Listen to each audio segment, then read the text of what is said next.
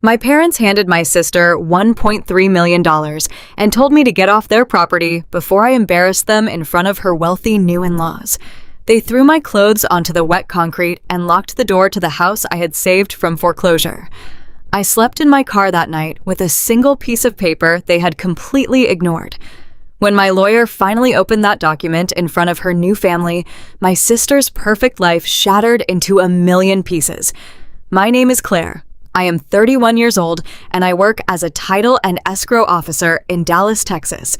If you believe that blood does not give anyone the right to steal your future, please hit the like button and subscribe to the channel.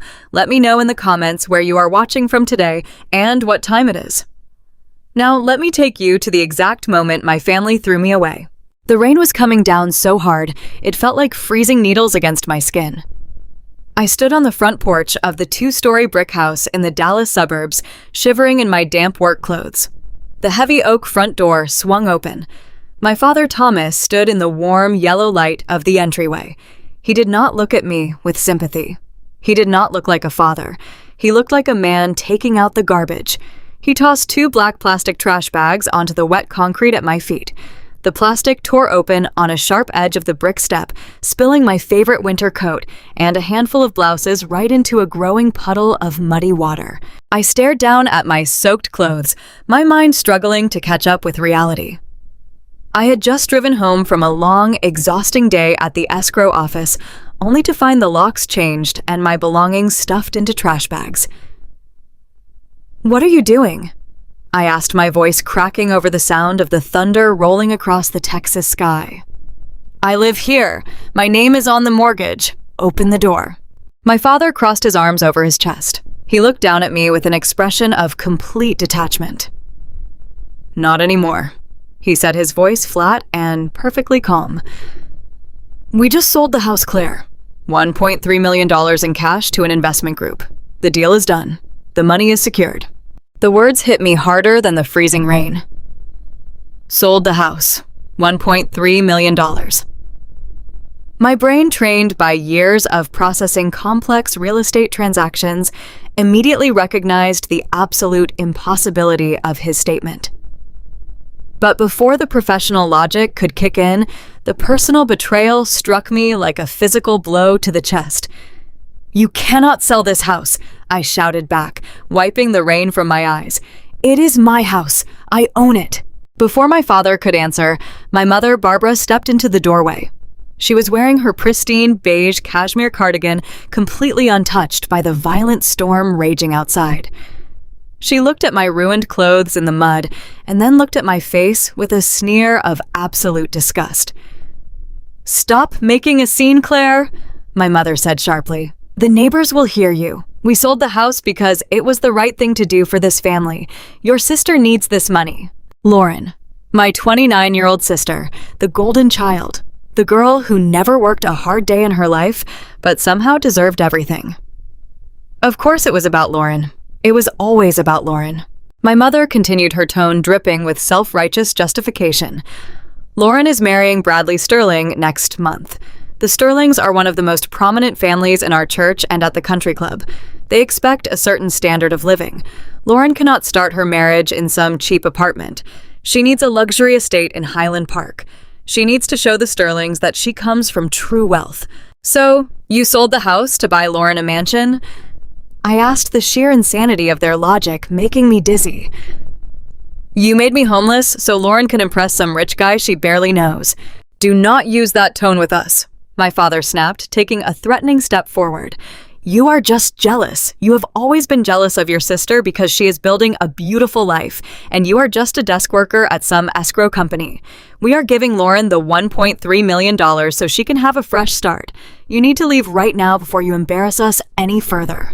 I felt something hot and violent snap inside my chest.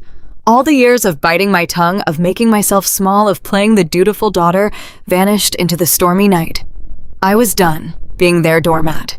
"Jealous," I screamed, stepping closer to the door, forcing my parents to look at me.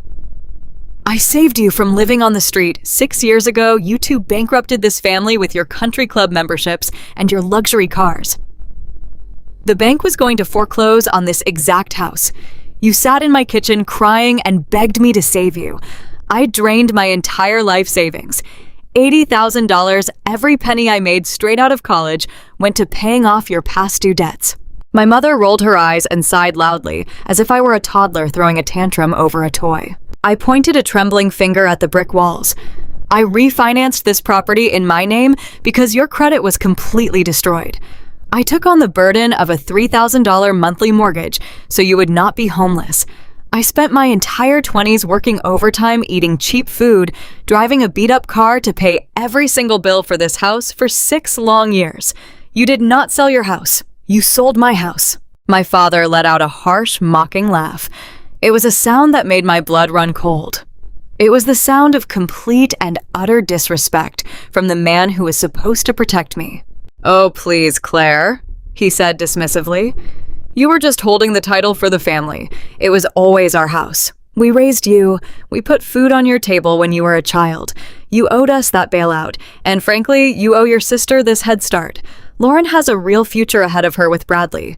You are single, you have no children, and you can easily rent a small place downtown. You do not need a house like this. You cannot legally sell a house you do not own."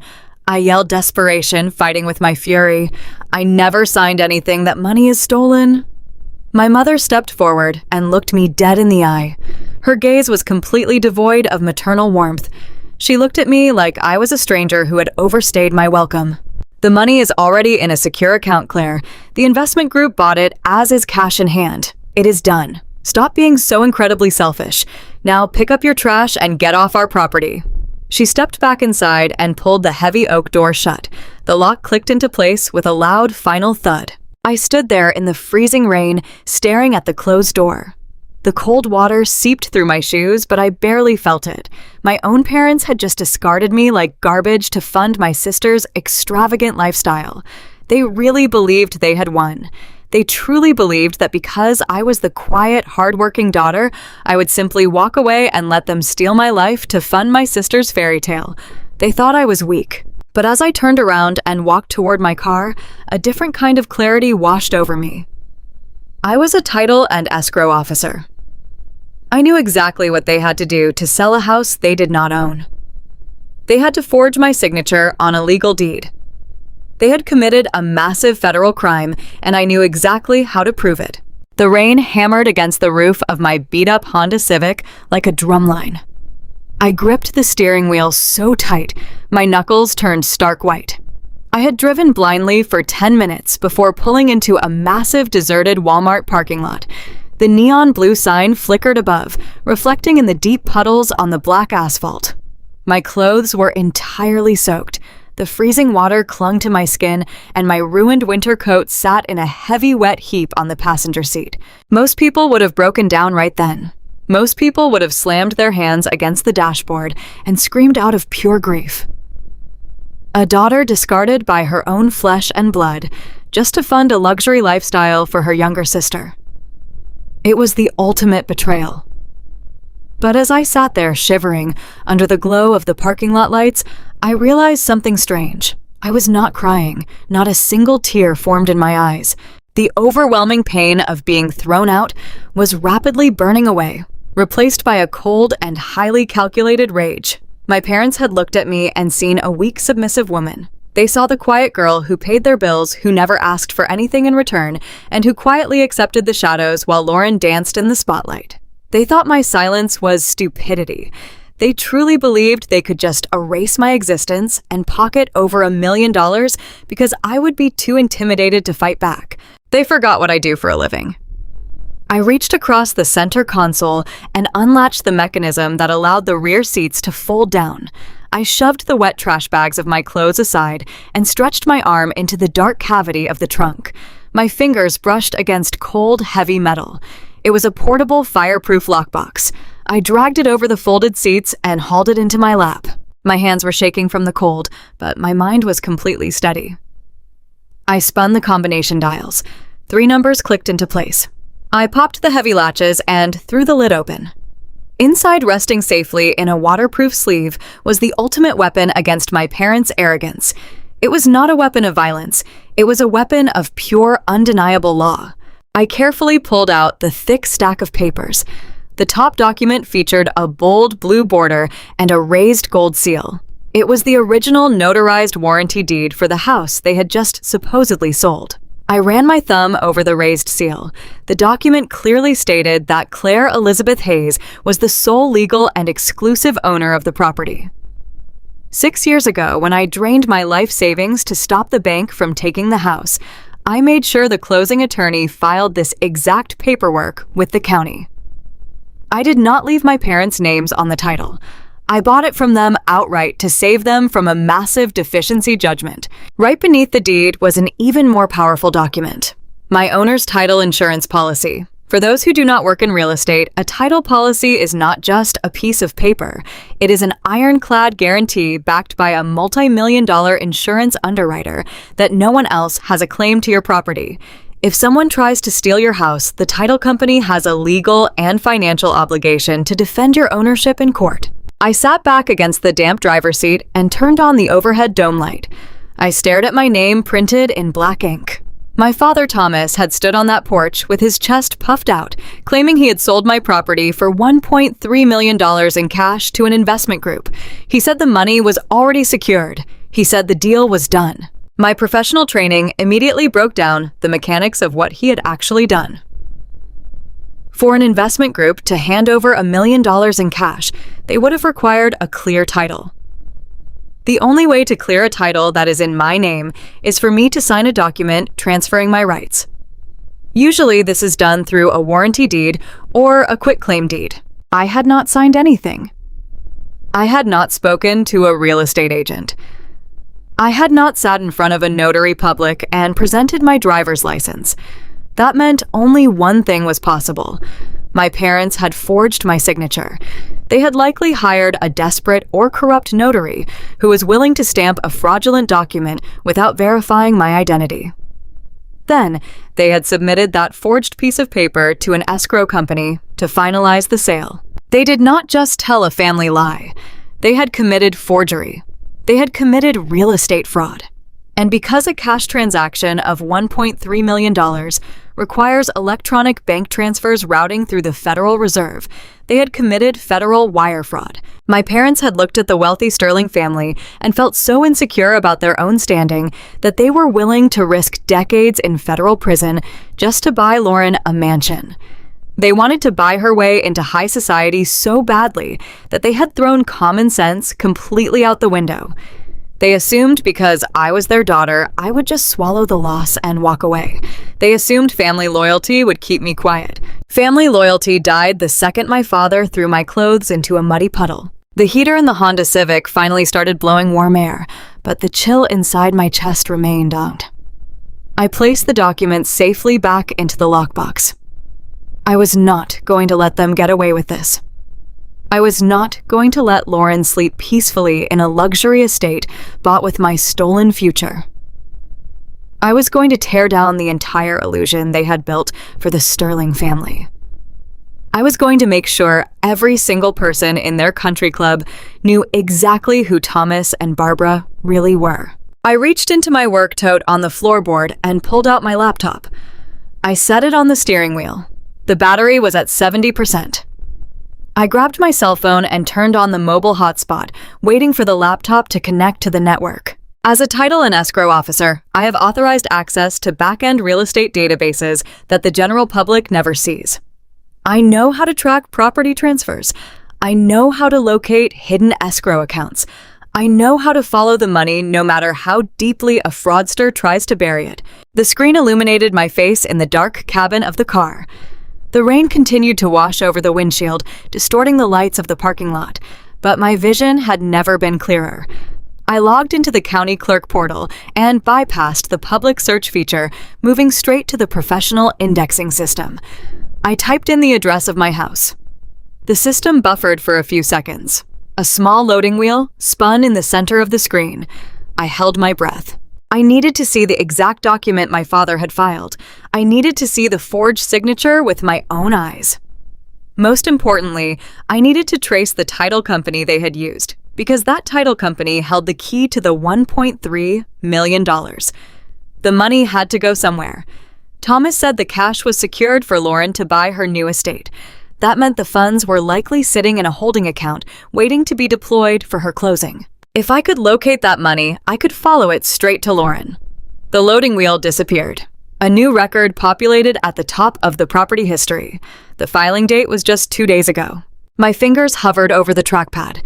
The anger inside me solidified into a sharp, heavy weapon. I was about to hunt down my stolen money, and I was going to use my professional skills to lay a trap so devastating my family would never recover. I clicked on the document link and prepared to read the evidence that would send my own parents to prison. The morning sun had not yet broken through the heavy Dallas rain clouds when I pulled my damp Honda Civic into the empty parking lot of the title company. My body ached from spending the entire night curled up in the driver's seat. My clothes were still slightly wet and sticking to my skin, but the physical discomfort was entirely secondary to the cold and absolute clarity sharpening inside my mind. I turned off the engine and sat in the quiet cabin for a moment. I watched the rain slide down the windshield. The betrayal I'd experienced the night before was no longer a fresh bleeding wound. It had hardened overnight into a solid block of ice. I grabbed my work tote and stepped out into the freezing morning air. I swiped my security badge at the glass front doors. The electronic lock clicked open. The office was completely dark and silent. The smell of fresh carpet and stale coffee greeted me as I walked past the empty cubicles toward my private office in the back. I did not turn on the overhead lights. I only needed the glow of my monitors. I dropped my bag onto the floor and pressed the power button on my computer tower. I sat in my ergonomic chair and watched the dual screens flicker to life. For the past 8 years, I had dedicated my entire professional life to understanding the complicated mechanics of real estate law. I knew how property changed hands. I knew the strict federal regulations that governed wire transfers. I knew exactly how difficult it was to legally separate a person from their property. My parents had made a catastrophic miscalculation. They saw me as the quiet, obedient daughter who simply handed over $80,000 to save them from ruin. They did not see the professional woman who spent 40 hours a week hunting down title defects and stopping real estate fraud. I opened my web browser and navigated directly to the county clerk back-end portal. This was not the public search site that anyone could access. This was the secure database reserved for verified title and escrow professionals. I entered my credentials. The system verified my identity and granted me access to every recorded deed mortgage and lien in the entire county. My fingers flew across the keyboard as I typed in the parcel identification number for my house. The system processed the request. A list of recorded documents appeared on the screen. The very top line was a new entry. It had been officially filed and recorded just 3 days ago. I moved my mouse and clicked on the document image.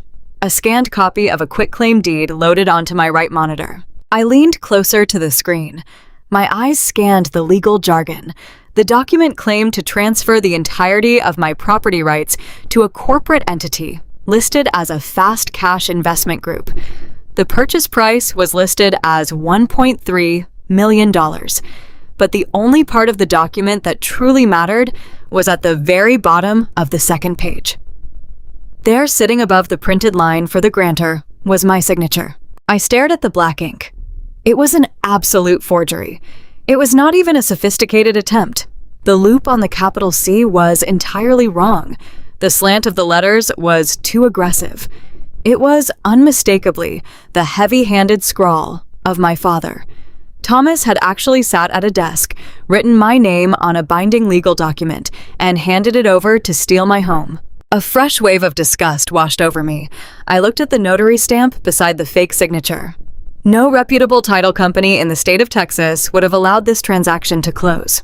Standard protocol required biometric identity verification, government-issued identification, and a secure closing room. My parents had deliberately bypassed the legitimate market.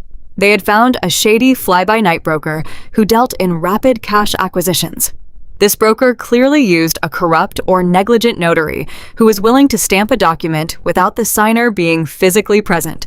They wanted the cash fast, and they were willing to break federal law to get it. I pushed my chair back and took a deep breath. The sheer audacity of the crime was staggering. But the motive was completely transparent to anyone who knew my family. My parents had spent my entire life obsessed with an illusion. They worshipped at one of the largest mega churches in the Dallas suburbs. It was a place where faith was often measured by the brand of your suit and the luxury emblem on your car. For decades, Thomas and Barbara had desperately tried to climb the social ladder within that congregation. They wanted to sit in the front pews with the elite. They wanted to be invited to the exclusive charity galas. That desperate need for status was why they had gone bankrupt 6 years ago. They had drained their retirement accounts to buy luxury vehicles they could not afford. They had maxed out credit cards to throw lavish parties. When the bank finally came to collect, they had nothing left. That was when they begged me to step in. I had worn thrift store clothes throughout college. I had worked 3 jobs to graduate without debt. I had saved $80,000 by living like a ghost, while my sister Lauren was handed a brand new car and designer dresses for her beauty pageants. Lauren was the golden child. She was the beautiful, charismatic daughter who was supposed to marry into wealth and elevate the family name. I was just the workhorse. I was the financial safety net they kept hidden in the background. And now, Lauren had finally caught the ultimate prize, Bradley Sterling. The Sterling family represented old Texas oil money. They practically funded the megachurch single-handedly. When Bradley proposed to Lauren, my parents saw their ultimate fantasy coming true. They were finally going to merge with the true elite. But there was a massive problem. The Sterlings expected a certain caliber of in-laws. They expected Lauren to bring substantial wealth into the marriage. My parents could not let the Sterlings know they were secretly broke. They could not let the wealthy in-laws know that the bride-to-be was living in a house technically owned by her older sister. They needed $1 million to look like they belonged. They needed to buy Lauren an estate that would prove her worth to Bradley family. So they simply stole mine. I turned my attention back to the monitors. Finding the forged deed was only the first step. A fake signature proved they stole the house, but I needed to know exactly where the money went. $1.3 million in cash does not just vanish into thin air. It leaves a digital footprint. I opened a secondary program used for tracing escrow disbursements. I cross-referenced the investment group listed on the fraudulent deed. I pulled the settlement statement from the county records. The cash had been wired out immediately upon closing, but it had not gone into a personal bank account belonging to Thomas or Barbara. That would have triggered massive tax liabilities and suspicious activity reports from the Internal Revenue Service. My father was arrogant, but he was not entirely stupid. I traced the federal wire routing numbers. The funds had bypassed standard banking channels and flowed directly into another commercial escrow account. I recognized the routing number immediately. It belonged to a high-end boutique title agency located across town, an agency that specialized exclusively in luxury real estate transactions. My heart beat a slow, steady rhythm against my ribs as I hacked further into the transaction history. The money was sitting in a holding account. It was waiting to be deployed for a purchase. I typed the routing sequence into the public tracking database. I needed the final destination. The system hesitated for a fraction of a second before flashing the results across my screen. It was a pending real estate purchase agreement. The property was located in the heart of Highland Park, the most exclusive and expensive neighborhood in the entire Dallas metropolitan area. I opened the digital file for the pending transaction. The purchase price for the Highland Park property was exactly $1.3 million. There was no mortgage application attached to the file. There was no loan origination document. It was a pure cash offer. I scrolled down to the buyer information section. I stared at the name printed in bold black letters. The sole purchaser listed on the contract was Lauren Hayes. My breath caught in my throat. The sheer entitlement of it was almost hard to process.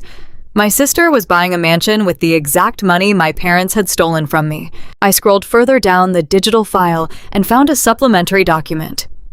It was a standard gift fund letter required by the state for large cash transfers. I clicked to enlarge the image. The letter was signed by Thomas and Barbara. It stated that the $1.3 million was a generous wedding gift from their personal family trust. It claimed the funds were given out of love and affection to ensure their daughter had a beautiful home to start her new life with Bradley Sterling. They had actually put it in writing. They had documented their own crime and attached it to a luxury real estate file.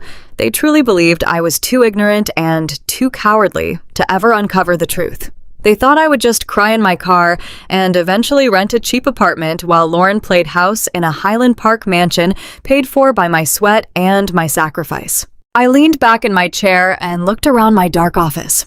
The sun was finally beginning to rise outside the large glass windows, casting a pale gray light across my desk. The rain had stopped. I felt a profound shift in my own psychology. For 31 years, I had accepted my role as the scapegoat. I had believed that if I just worked hard enough, if I was just useful enough, my family would eventually love me. I had paid their debts. I had hidden their failures. I had sacrificed my own youth to protect their fragile egos. But looking at that gift letter, I realized they had never loved me. They had only ever managed me. They did not just kick me out of my house. They tried to erase my entire future so Lauren could have a grand stage for her wedding. I slowly reached out and clicked the print button. The heavy commercial printer in the corner of my office hummed to life. I printed the forged quitclaim deed. I printed the wire transfer routing confirmation. I printed the Highland Park purchase agreement, and I printed the fraudulent gift letter signed by my parents. The warm pages slid into the output tray one by one. Each piece of paper was a nail in the coffin of my family reputation. I gathered the documents and placed them into a pristine manila folder. I did not want to cry anymore. I did not want an apology from Thomas or Barbara. I did not want to reason with Lauren. I wanted absolute, total destruction. I was going to let Lauren pack her designer clothes. I was going to let her pick out expensive furniture for her new Highland Park estate. I was going to let my parents brag to the Sterling family about their incredible generosity. I would let them climb all the way to the top of their imaginary social ladder. Because as a title and escrow officer, I knew exactly how the law worked. The stolen money had been used directly to purchase the Highland Park house.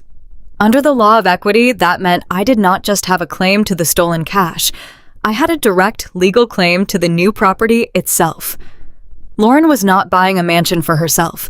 She was buying a mansion for me. I picked up my cell phone and scrolled through my contacts until I found the number for Jonathan Davis. He was the most ruthless real estate litigation attorney in the city of Dallas. He was a man who specialized in unwinding fraudulent transactions and destroying the people who committed them. I looked at the clock on the wall. It was 6:30 in the morning. Too early to call. But I knew exactly what I was going to say when his office opened. The game had completely changed. My parents thought they had buried me in the storm. They had no idea I was about to bring down a hurricane. The afternoon sun glared harshly against the manicured lawns of the Oakmont Country Club. I parked my 10-year-old Honda Civic at the absolute farthest edge of the visitor lot, wedged between a row of towering oak trees and a maintenance shed. I sat there for a long time, with the engine off, watching the stream of imported luxury sedans hand their keys over to the valets at the grand entrance. This was the exact same country club that had bankrupted my parents 6 years ago. They had drained their retirement accounts and maxed out multiple credit cards just to maintain their elite membership here, trying to rub shoulders with the wealthiest families in Dallas. When the financial collapse finally caught up to them, I was the one who bailed them out. I was the one who bought their house to save them from total ruin. And now they were right back where they started sipping champagne on the clubhouse terrace, funded entirely by my stolen life savings. I stepped out of my car and smoothed down the front of my simple navy blazer. I did not look like the other women walking up the sweeping stone staircase. I was not dripping in designer labels or carrying a purse that cost more than a mortgage payment. I walked with a quiet, deliberate purpose. The anger that had kept me awake all night in the front seat of my car had settled into something incredibly sharp and focused. I walked past the valets, bypassed the main reception desk, and slipped down the carpeted hallway toward the private event rooms. The sound of high-pitched laughter and clinking crystal led me straight to the Magnolia Room. The heavy double doors were propped wide open, revealing a bridal shower so excessively lavish it bordered on the absurd. Massive arrangements of imported white peonies and orchids covered every available surface. A towering champagne fountain bubbled in the center of the room, surrounded by platters of caviar and miniature pastries. At the far end of the hall, my sister Lauren sat on a literal velvet throne, surrounded by towering stacks of wrapped gifts. She wore a custom-tailored white silk dress that hugged her perfectly, her blonde hair styled in effortless waves. She looked exactly like the flawless society bride my parents had engineered her to be. I stayed hidden in the shadows of the hallway, just outside the entrance. I did not want to cause a scene. I was not there to flip tables or scream about justice. My job as a title and escrow officer had taught me that the most lethal information is gathered quietly. I needed to know exactly how deep this delusion ran. I needed to see exactly how my parents were spinning their massive felony to the elite families of Dallas. It did not take long to find out. A few feet away from my hiding spot, standing near a display of custom wedding favors, was my mother. Barbara wore a stunning emerald green cocktail dress that I knew for a fact she could never afford on her own. Standing directly across from her was Cynthia Sterling, the impeccably groomed matriarch of the Sterling family. Cynthia held a flute of champagne, nodding with polite approval as my mother held court. I held my breath and pressed my shoulder against the wall, listening to every single word. It is just so important to Thomas and me that Lauren and Bradley start their new life together without any financial burdens. My mother said, her voice dripping with artificial sweetness and profound maternal pride. You know how hard it is for young couples these days to get ahead. Thomas has done so well with his investments over the years, and we decided there was simply no better use for our money than our daughter's happiness. Cynthia Sterling took a delicate sip of her champagne and smiled. It truly is a magnificent gesture, Barbara. Bradley told us about the property in Highland Park. Purchasing an estate like that entirely in cash is quite the statement. It gives us such peace of mind knowing Lauren comes from a family with such strong traditional values and financial stability. My mother placed a manicured hand over her heart, playing the role of the humble, generous matriarch to absolute perfection. Well, family is everything to us, Cynthia. We actually just finalized the sale of our own primary residence to free up the cash for them. Thomas and I decided we just did not need such a large home anymore. We are perfectly happy downsizing if it means Lauren gets the estate she truly deserves. My stomach twisted into a tight, sick knot. I stood there listening to my mother weave a fairy tale out of a federal crime. She was standing in a room full of millionaires, soaking in their admiration, bragging about gifting a $1.3 million estate. She never mentioned that the house she sold was legally mine. She never mentioned that she and my father had forged my signature on a legal deed to steal the equity I had spent my entire 20s building. She was presenting my sweat, my overtime hours, and my absolute financial ruin as her own generous wedding gift. It was a masterclass in sociopathic delusion. They had stolen my past, present, and future, and they were using it to buy their way into the country club elite. I stepped slightly out of the shadows to get a better look at my mother's face. I wanted to see if there was even a fraction of guilt in her eyes. There was none. She was glowing. But as I shifted my weight, my shoe scraped against the polished marble floor of the corridor. The sound was faint, but it was enough. Across the crowded room, Lauren happened to look up from the gift she was unwrapping. Her eyes scanned past the laughing guests, past the champagne fountain, and locked directly onto mine. For a split second, the radiant, blushing bride vanished. The color drained completely from Lauren's face.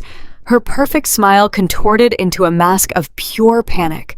She whispered something quickly to the bridesmaid sitting next to her, dropped the gift box onto the floor, and began weaving her way through the crowd with alarming speed. I did not run. I stood my ground in the quiet hallway waiting for her. Lauren pushed through the double doors, her silk dress rustling aggressively. She looked wildly in both directions to make sure no one from the Sterling family had followed her out into the hall. Then she lunged forward, grabbing my upper arm with a grip so tight, her manicured nails dug painfully into my skin. "What are you doing here?"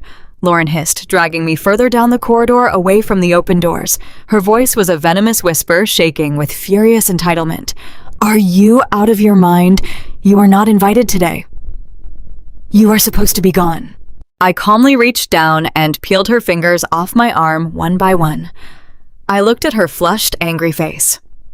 "I just came to see what $1.3 million in stolen money looks like, Lauren. I have to admit the floral arrangements are very nice." Lauren let out a sharp, breathless scoff. She crossed her arms over her chest, trying to physically intimidate me with her posture.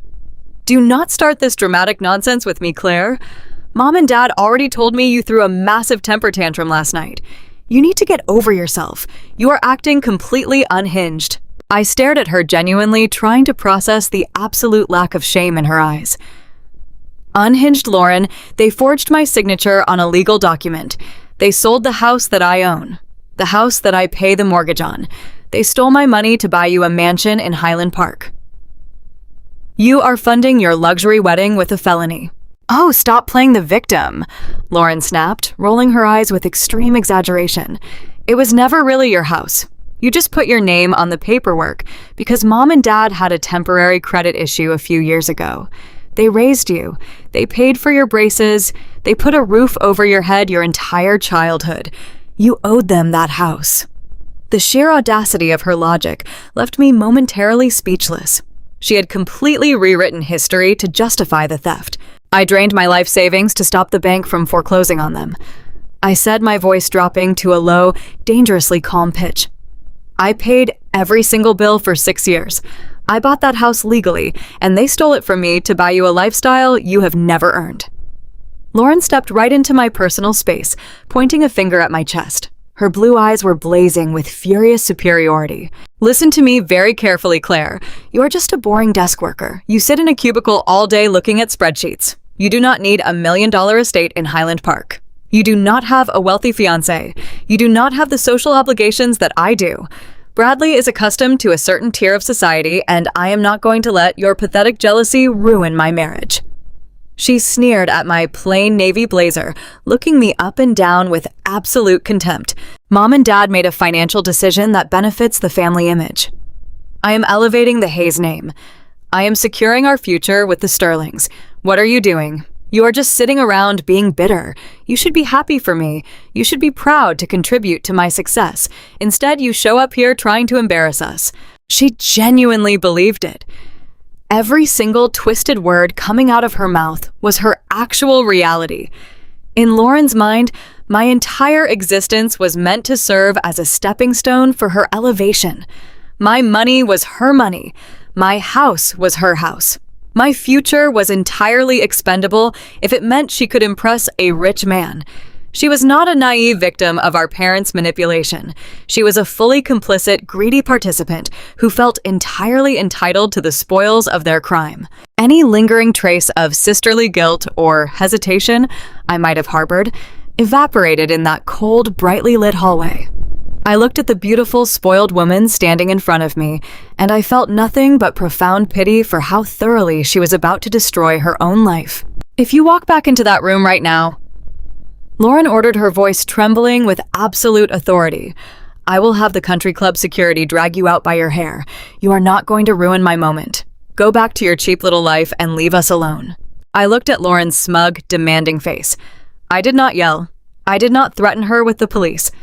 I did not tell her that I had already downloaded the forged deed, traced the wire transfers, and booked a meeting with the most ruthless real estate litigation attorney in Dallas.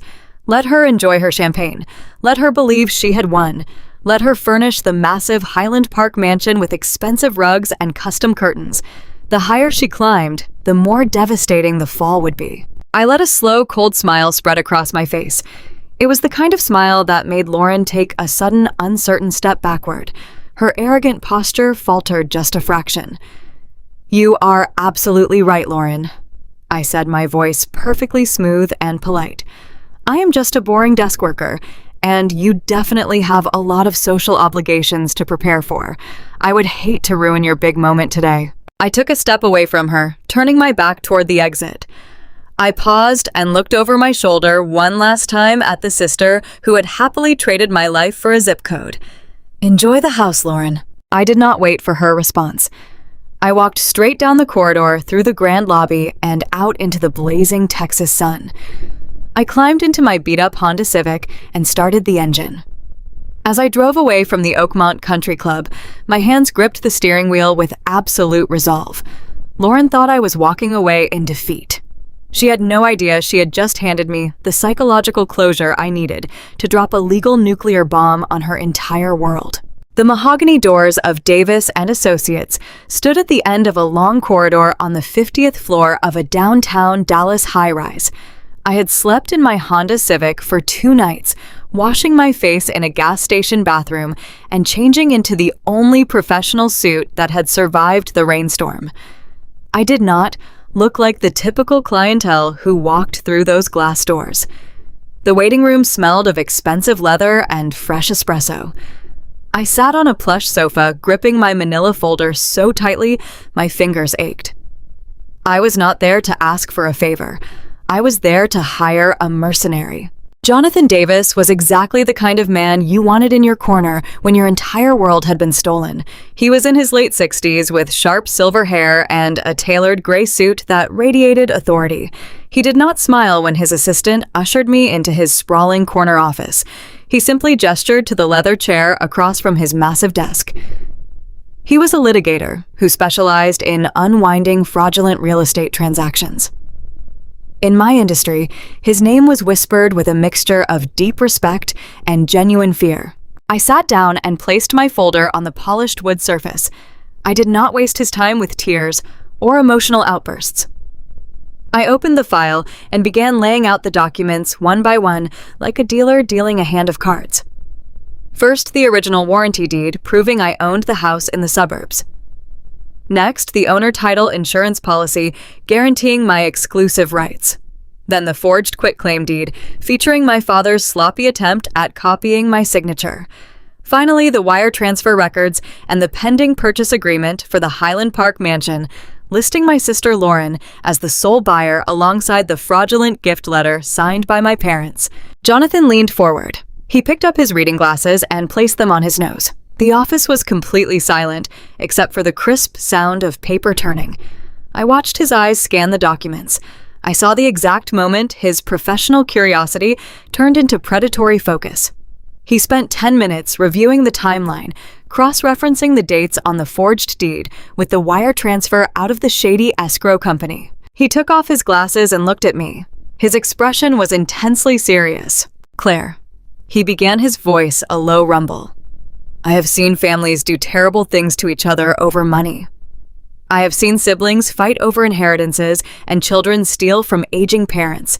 But the sheer brazenness of this scheme is astonishing. Your parents did not just steal your equity. They committed multiple counts of felony forgery and federal wire fraud. The paper trail they left behind is a prosecutor dream.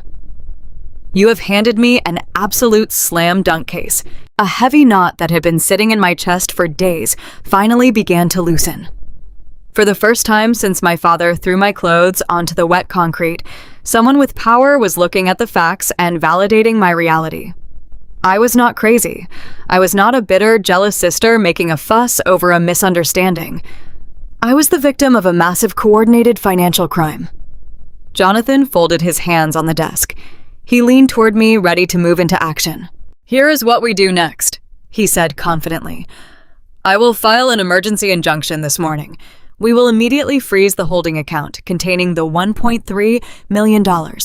We will alert the title company handling Lauren transaction in Highland Park that the funds are stolen, which will instantly kill her closing. Then we contact the district attorney and file criminal charges against Thomas and Barbara. They will be arrested by the end of the week." It was exactly what I had come there to hear. It was the standard correct legal procedure to stop a crime in progress. But as Jonathan laid out the timeline, a cold, heavy realization settled over me. "If we freeze the money right now," I said slowly, my mind racing ahead, "what happens to the cash?" Jonathan nodded, appreciating the question. "The funds get locked in an interpleader action. They sit in a court-controlled account while the criminal and civil cases play out. It could take 2 to 3 years before the judge officially releases the money back to you. During that time, your parents will likely hire a defense attorney. They might try to claim you verbally authorized the sale. They might drag this out, hoping you run out of legal fees, or simply give up out of exhaustion. I looked out the floor-to-ceiling window at the Dallas skyline. If we stopped the transaction now, Lauren would just play the victim. She would cry to the wealthy Sterling family about a terrible banking error or a malicious sister trying to ruin her wedding.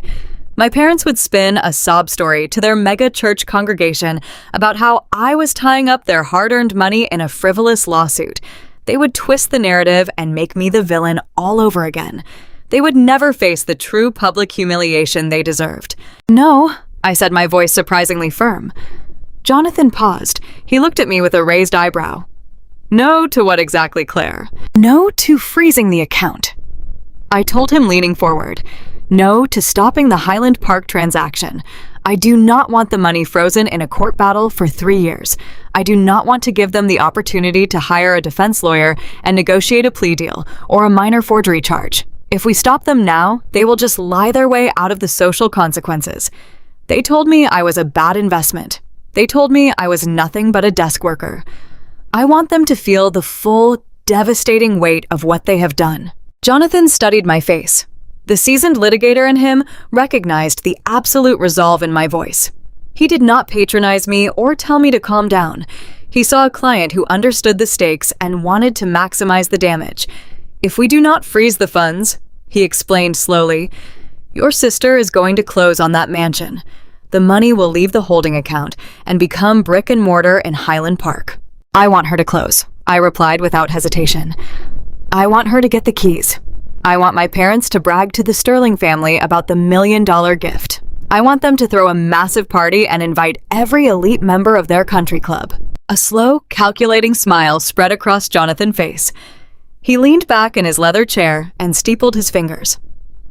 He understood exactly what I was asking for. He recognized that I did not just want my money back. I wanted a total, structural collapse of their fake empire. "You are a title officer, Claire," he said quietly. "You know real estate law, but let me introduce you to a beautiful piece of equity jurisprudence known as a constructive trust." I nodded, urging him to explain. Jonathan leaned forward again, his eyes gleaming with legal strategy. "When someone steals your money and puts it into a bank account, you sue them for the cash. But when someone steals your money and uses it to purchase a tangible asset, like a luxury estate in Highland Park, the law recognizes that the thief should not be allowed to benefit from the stolen funds. A court of equity will impose a constructive trust on that new property." He tapped the Highland Park purchase agreement sitting on the desk. "Because we can trace every single stolen dollar from your forged sale directly into Lauren escrow account, the law treats that new house as if it were purchased entirely with your money. And because it was purchased with your money, a judge will rule that Lauren is merely holding the property in trust for the true owner." "Me," I whispered, the reality of the legal trap falling into place. "Exactly," Jonathan said, his smile widening. "If we let the transaction close, Lauren's name goes on the deed. She thinks she owns a $1.3 million estate free and clear. But the second those funds clear the wire, we file a civil suit and attach a lis pendens to the property. A lis pendens is a public notice of pending litigation that completely clouds the title. She will not be able to sell it. She will not be able to borrow against it. And once we present this evidence to a judge, he will sign an order transferring the deed directly into your name." I felt a rush of adrenaline surge through my veins. The sheer brilliance of the trap was breathtaking. By letting them proceed with their crime, I was not losing my money. I was upgrading my investment. My parents had stolen my modest suburban home to buy Lauren a luxury mansion. But under the law of constructive trust, they were actually buying that mansion for me. We let them walk right into the snare. Jonathan continued, his voice dropping to a conspiratorial level. "We maintain absolute silence. We let Lauren plan her wedding. We let your parents host their lavish parties. We let them invite the wealthy in-laws to marvel at their incredible generosity. And then, when they are standing at the absolute peak of their social delusion, we drop the hammer." I looked down at the forged quitclaim deed. I thought about the pouring rain, the black trash bags on the concrete, and my mother telling me to get out of her sight. They thought they had buried me. They had no idea they had just handed me the shovel to dig their social graves. "How long do we wait?" I asked, looking back up at Jonathan. He checked the closing date on Lauren purchase agreement. She is scheduled to sign the final paperwork in 14 days. The moment the county records her new deed, we strike. Until then, you go to work. You live your life. You do not answer their calls, and you do not respond to their text messages. You become a ghost.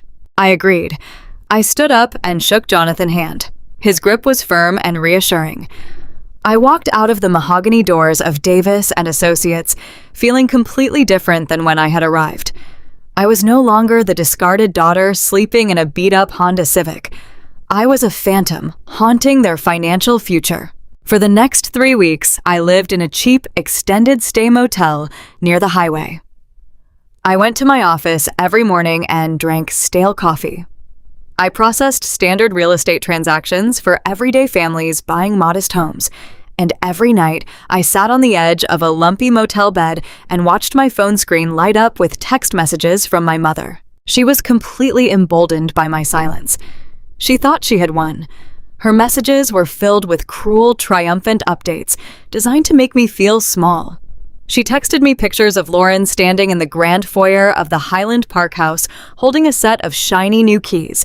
She texted me photos of the massive crystal chandelier in the dining room, where the Sterling family would soon be hosted for the rehearsal dinner. Each message was accompanied by condescending advice. "I hope you found a nice little apartment, Claire," she wrote one evening. "You always preferred simple things anyway. Lauren is so overwhelmed with decorating the new estate. Bradley parents are just thrilled. You really should stop being so stubborn and be happy for your sister. We did what was best for everyone." I did not reply to a single message. I simply took screenshots of every photo and every cruel word, forwarding them directly to Jonathan. They were unknowingly providing us with a mountain of evidence, proving their complete lack of remorse and their full complicity in the fraud.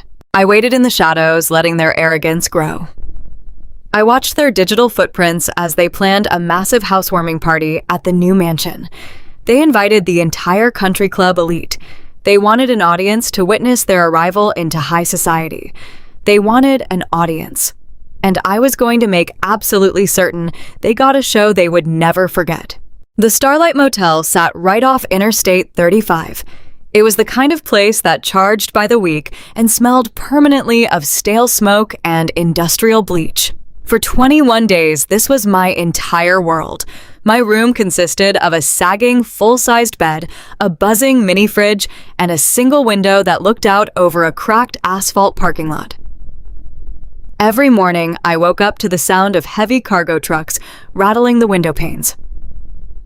I would carefully iron my work blouses on a rickety wooden desk, drink a cup of bitter instant coffee, and drive my beat-up Honda Civic to the escrow office. I processed title transfers and balanced settlement statements for 8 hours a day, acting like my entire life had not just been stolen. It was a bizarre and surreal existence. I was a respected financial professional during the day and a homeless ghost by night. But I did not shed a single tear in that motel room.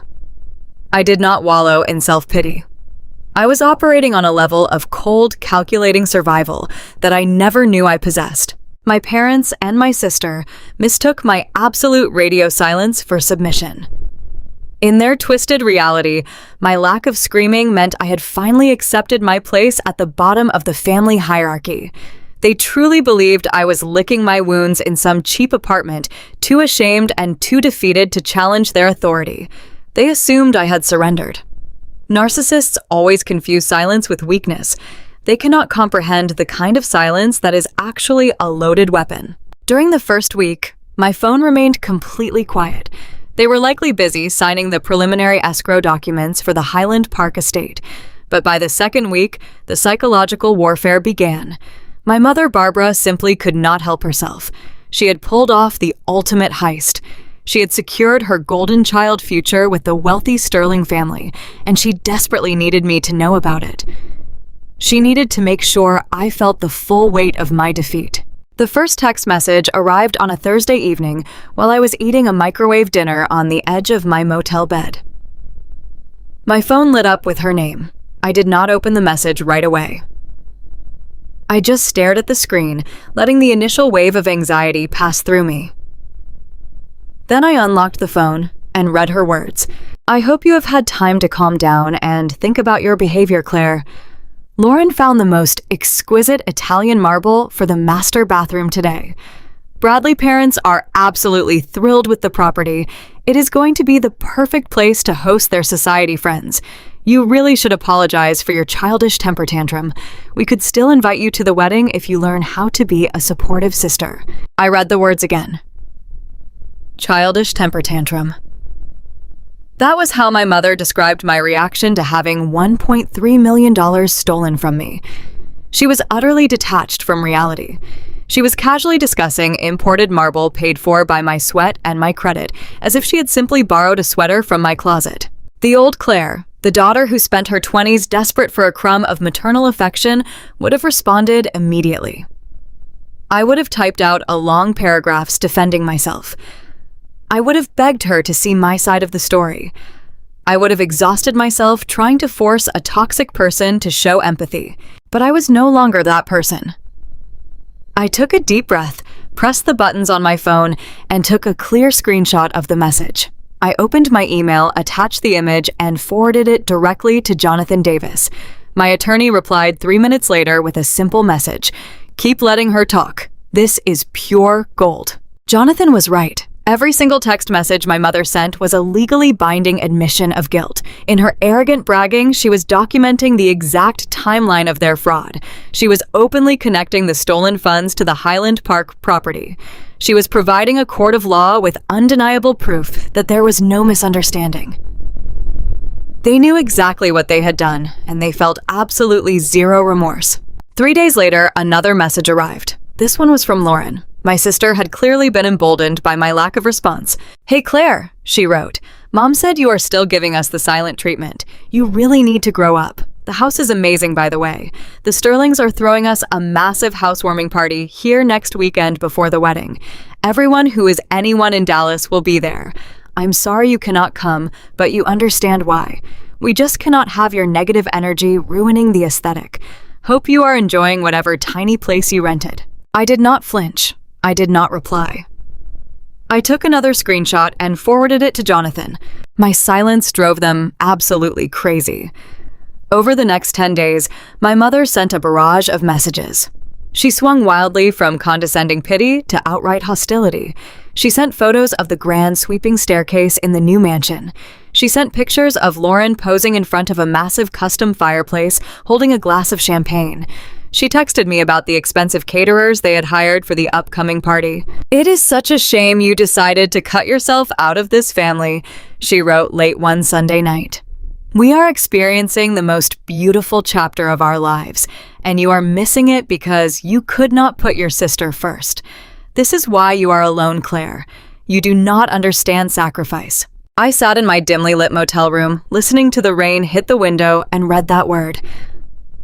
Sacrifice. I had sacrificed my entire life savings to save them from foreclosure. I had sacrificed my credit, my 20s, and my peace of mind. And they had repaid me by forging my name and throwing my clothes into the mud. I saved the screenshot. I forwarded it to Jonathan. The file we were building was becoming impenetrable. We had their written confessions. We had their financial routing numbers. We had a clear trail of stolen money flowing directly into the Highland Park estate. All we needed now was the final bureaucratic puzzle piece to fall into place. We needed Lauren to legally close on the house. As a title officer, I knew the closing process intimately. I knew that after the buyer and seller signed the massive stacks of paperwork, at the escrow office, the file had to be sent to the county clerk. The county clerk then had to officially record the new deed into the public record. Until that deed was stamped and recorded by the county, the house did not legally belong to Lauren. If we struck too early, the sellers might pull out, and the stolen money would be refunded into a chaotic legal limbo. We needed the criminal transaction to go through seamlessly. It is a terrifying position to be in, praying for a fraud to succeed just so you can spring a trap. By the end of the third week, my parents were in full celebration mode. According to my mother, endless text messages, the final walkthrough had been completed. The keys had been handed over. The massive housewarming party was scheduled for that coming Saturday. The entire Sterling family and their wealthy country club friends were preparing to descend on the estate to celebrate Lauren Grand's arrival into high society. Then came Tuesday morning. I was sitting at my desk at the escrow office, reviewing a standard title commitment for a young couple buying their first home. My desk phone was quiet. The office was filled with the low hum of ringing phones and clicking keyboards. At exactly 9:14 in the morning, my personal cell phone buzzed in my pocket. I pulled it out. The caller ID displayed Jonathan Davis. I answered immediately, keeping my voice hushed. "Good morning, Jonathan." "Good morning, Claire," he said. His voice was incredibly calm, but holding a sharp edge of predatory satisfaction. I just received the notification from my investigator at the county clerk office. I stopped breathing. I stared at the blank wall of my cubicle, my hand gripping the phone so tightly my knuckles ached. "Is it done?" I asked. "It is done," Jonathan replied. "The county has officially stamped and recorded the deed for the Highland Park property. Lauren Hayes is now the sole legal owner of record. The $1.3 million in stolen cash has been fully absorbed into the real estate. The transaction is complete." A long, slow exhale escaped my lungs. The 3 weeks of agonizing silence, the night spent staring at the ceiling of a cheap motel, the endless stream of toxic text messages from my mother. It had all led to this exact second. They had crossed the finish line. They had bought the mansion. Jonathan did not miss a beat. "I have my paralegal standing by at the courthouse right now." He continued his pace, accelerating with professional precision. "We are officially filing the civil suit against your sister, your mother, and your father for fraud conversion and civil theft. But more importantly, we are filing the lis pendens on the Highland Park estate immediately." A lis pendens. The Latin phrase translates to suit pending. In the world of real estate, it is the ultimate weapon of mass destruction. It is a formal legal notice attached directly to the title of a property, declaring that the ownership is actively disputed in court. Once that notice is recorded, the property is completely paralyzed. Lauren would not be able to sell the house. She would not be able to take out a mortgage on the house. She would not even be able to secure a basic line of credit, using the house as collateral. Any potential buyer or lender who looked at the title would immediately see that the property was tied to a massive fraud investigation. The lis pendens was an invisible set of chains wrapped tightly around the mansion, locking it down completely. Under the legal doctrine of constructive trust, Jonathan explained clearly that house does not belong to Lauren. Because it was purchased exclusively with your stolen funds, the law dictates that she is merely holding the property in trust for you. We have just locked the doors, Claire. She cannot move a single brick of that equity without a federal judge permission. I closed my eyes and let the reality of the moment wash over me. My parents thought they were so clever. They thought they had outsmarted a daughter they considered to be nothing more than a useful idiot. They had spent weeks bragging to the elite society of Dallas about their immense wealth and their incredible generosity. They had set up a massive grand stage to show off their golden child. They had no idea that the stage was built on a legal landmine, and Jonathan had just handed me the detonator. "When are we serving them the papers?" I asked, my voice perfectly steady. Jonathan let out a low chuckle. "I believe your mother mentioned a very important housewarming party happening this Saturday. A party with the Sterling family and all their high society friends. A party where they plan to celebrate their new estate." "Yes," I said, a cold smile finally breaking across my face. "Saturday afternoon. The caterers are arriving at noon. The guests are arriving at 1. "Then I think Saturday at 1:30 is the perfect time for a visit," Jonathan said. "I have already coordinated with the local police department. Because the underlying crime involves over $1 million in forged wire transfers, the fraud division is taking this very seriously. We are not just bringing a process server, Claire. We are bringing law enforcement. I will meet you at the front gates of the Highland Park estate." I thanked him and ended the call. I placed my phone face down on my desk. For the first time in nearly a month, I did not feel the oppressive weight of betrayal. I did not feel like the discarded daughter. I picked up my coffee cup and took a sip. It was cold, but it tasted like absolute victory. My family had spent my entire life pushing me into the shadows so Lauren could shine. Now they were about to discover what happens when the person you force into the dark decides to burn your entire world to the ground. The waiting game was officially over. It was time to go to a party. Friday evening arrived with the kind of oppressive Texas heat that makes the air feel thick and heavy. I was sitting cross-legged on the faded floral bedspread of my cheap motel room. The air conditioning unit in the window rattled and hummed loudly, desperately trying to push cool air into the cramped space. The walls were thin enough that I could hear the hum of traffic from the nearby interstate. It was exactly the kind of place my parents would physically recoil from. To them, a place like this represented failure. To me, it represented a temporary command center for my survival. 10 miles away in the glittering heart of downtown Dallas, the rehearsal dinner for Lauren and Bradley was just beginning. I was obviously not invited. I had officially been erased from the family narrative. According to the story my mother had likely spun for the Sterling family, I was simply too busy with work, or perhaps too notoriously jealous of my sister to attend. They needed me to be a ghost so they could pretend their family was a portrait of traditional wealth and perfect harmony. But I was not entirely blind to the events unfolding at the exclusive Dallas Petroleum Club. I had eyes on the inside. My phone buzzed on the cheap laminate nightstand next to my half-eaten container of takeout pasta. The screen lit up with a notification from my cousin Rachel. Rachel was the daughter of my father, older brother. She was a pediatric nurse with a sharp mind and absolutely zero tolerance for fake social climbing. She had always seen right through my parents, and she knew exactly how cruelly they had treated me over the years. When I told her what they had done to my house, she was disgusted. She offered to let me stay with her, but I declined. I needed isolation to execute Jonathan's plan perfectly. Instead, she promised to attend the wedding events and serve as my personal informant. I picked up the phone and opened her message. "You would not believe the absolute circus happening in this room right now," Rachel wrote. "They rented the entire top floor. There are literal ice sculptures of swans holding caviar. Your mother is walking around wearing a dress that definitely cost more than my car. I feel sick just looking at them, knowing what they did to you." I typed back a quick response. "Just keep smiling, Rachel. Let them dig the hole as deep as possible. Tell me everything." Over the next hour, my phone vibrated constantly with live updates. Rachel sent short video clips and candid photos from her table near the back of the room. Through the glowing screen of my phone, I watched my parents parade themselves in front of the Dallas elite. In one video, my mother, Barbara, was holding a crystal flute of champagne, laughing loudly at a joke made by Bradley's father. She wore a stunning sapphire gown and a diamond necklace that caught the light of the massive chandeliers overhead. She looked utterly, completely victorious. She looked like a woman who had never committed a federal crime in her entire life. Another photo showed Lauren and Bradley sitting at a sweetheart table, elevated slightly above the rest of the room.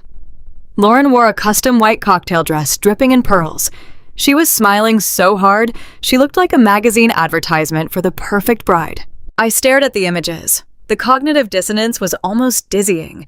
These people had forged my signature. They had stolen my property. They had thrown my clothes into the mud and left me to sleep in my car. And now they were eating imported Wagyu beef and drinking vintage champagne entirely funded by the massive financial cushion they had stolen from my future. My phone buzzed again. Rachel sent a new text. "Your dad is walking up to the microphone. He is about to give the welcome toast. I am recording this. You need to see the absolute sheer audacity of this man." A moment later, a video file appeared in our chat thread. I clicked play. The sound of clinking silverware and low chatter filled my quiet motel room, followed by the sharp tapping of a knife against a crystal glass. My father stood at the front of the grand dining room. He looked incredibly polished in a custom-tailored tuxedo. He adjusted the microphone and smiled warmly out at the sea of wealthy guests. Family and friends, he began his voice echoing with practiced confidence. We are gathered here tonight to celebrate two remarkable young people, Lauren and Bradley. The crowd broke into polite applause. Thomas waited for the noise to die down before continuing. As a father, your greatest duty is to provide. Your greatest joy is watching your children flourish. When Barbara and I first met Bradley, we knew immediately that he was the kind of man who would cherish our Lauren. We knew he came from a family that valued hard work, legacy, and building a secure foundation for the next generation. I paused the video. My chest tightened. The air in my motel room suddenly felt incredibly thin. Hearing my father talk about hard work and secure foundations made my stomach turn. I pressed play again, forcing myself to watch. Thomas placed his hand over his heart, looking directly at Bradley's wealthy parents seated at the front table. Barbara and I wanted to make sure Lauren and Bradley started their marriage without any burdens. We wanted to give them a truly meaningful head start. So last month, I made a major financial decision. I liquidated my most valuable piece of prime real estate. I sold our beloved family home. I took the entire $1.3 million from that sale, and I bought Lauren and Bradley a beautiful estate in Highland Park, completely free and clear. The room erupted into gasps of admiration and loud applause. Bradley's father raised his glass to my father in a gesture of profound respect. Lauren wiped a perfectly manicured tear from her eye. My father soaked in the adulation. He literally bowed his head, accepting the praise of the Dallas elite. He was presenting himself as the ultimate provider, the ultimate self-sacrificing patriarch. I stopped the video and set my phone down. The sheer, overwhelming hypocrisy of his words hit me like a physical weight. I closed my eyes and the sounds of the lavish rehearsal dinner faded away. My mind drifted back 13 years to a very different room and a very different conversation. I was 18 years old, sitting at the scratched formica table in our modest suburban kitchen. It was early May. I had just received my acceptance letter to the University of Texas. I had worked incredibly hard in high school, taking advanced placement classes and holding down a part-time job at a local grocery store to save money. I had earned a partial academic scholarship, but there was still a gap in the tuition and housing costs. I had carefully organized my financial aid paperwork into a neat folder. I had spent hours building a spreadsheet to show my father exactly how I planned to work during college to pay off the remaining balance. I just needed him to co-sign a small student loan. I was not asking for a handout. I was asking for a signature so I could build my own future. Thomas had been sitting at that kitchen table reading a golf magazine. He did not even look at my spreadsheet. He barely glanced at the acceptance letter. He took a sip of his black coffee and sighed heavily, rubbing his temples like my very presence was an exhausting burden. "Claire, we simply cannot do it."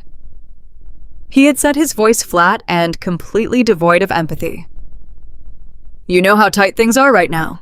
"But Dad," I had pleaded, my voice shaking with desperation. "It is just a co-signature. I will make every single payment. I have the job at the grocery store lined up to transfer to the Austin branch. I just need a little bit of help to get through the door." Thomas had finally put his magazine down. He looked at me with cold, calculating eyes. The same eyes I would see 13 years later when he threw my clothes into the rain. "You need to understand how money works, Claire," he had told me. "You are a smart girl. You are reliable. You will find a nice community college nearby and you will get a steady administrative job somewhere. But Lauren has star power. Lauren is going to be something special. She needs money for her pageant coaches, her travel, her designer wardrobes. Those things open doors for her." He leaned across the kitchen table and delivered the words that had haunted my entire adult life. "Taking on debt for your university degree is a bad investment for this family.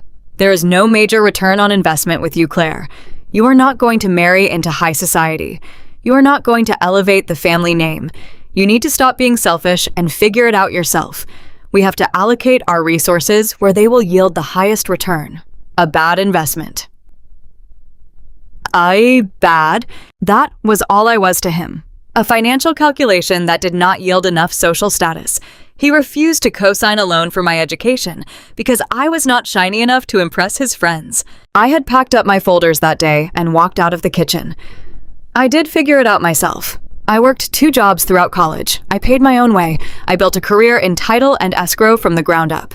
And when his own desperate need to impress people drove him into total bankruptcy, I was the bad investment who bailed him out. I was the reliable girl who drained her bank account to save his pride. I opened my eyes and looked at the paused video on my phone. There was my father standing in a tailored tuxedo, bragging to a room full of millionaires about his incredible wealth. He was claiming credit for my hard work. He had stolen the property of the bad investment to fund the fairy tale life of the golden child. My phone buzzed again. Rachel sent another message. "Did you hear that, Claire?" she wrote. "He actually told them he sold his prime real estate out of the goodness of his heart." I am shaking. I am so angry. Tell me you are going to destroy him. I picked up the phone. My fingers were completely steady. I did not feel sad.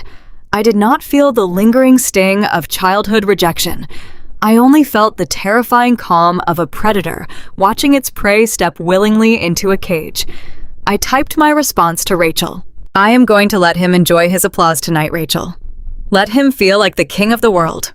Let the Sterling family think he is the most generous man in Dallas. Tomorrow afternoon, when the police walk through the front door of that stolen mansion, the height of his pride is only going to make the fall that much harder.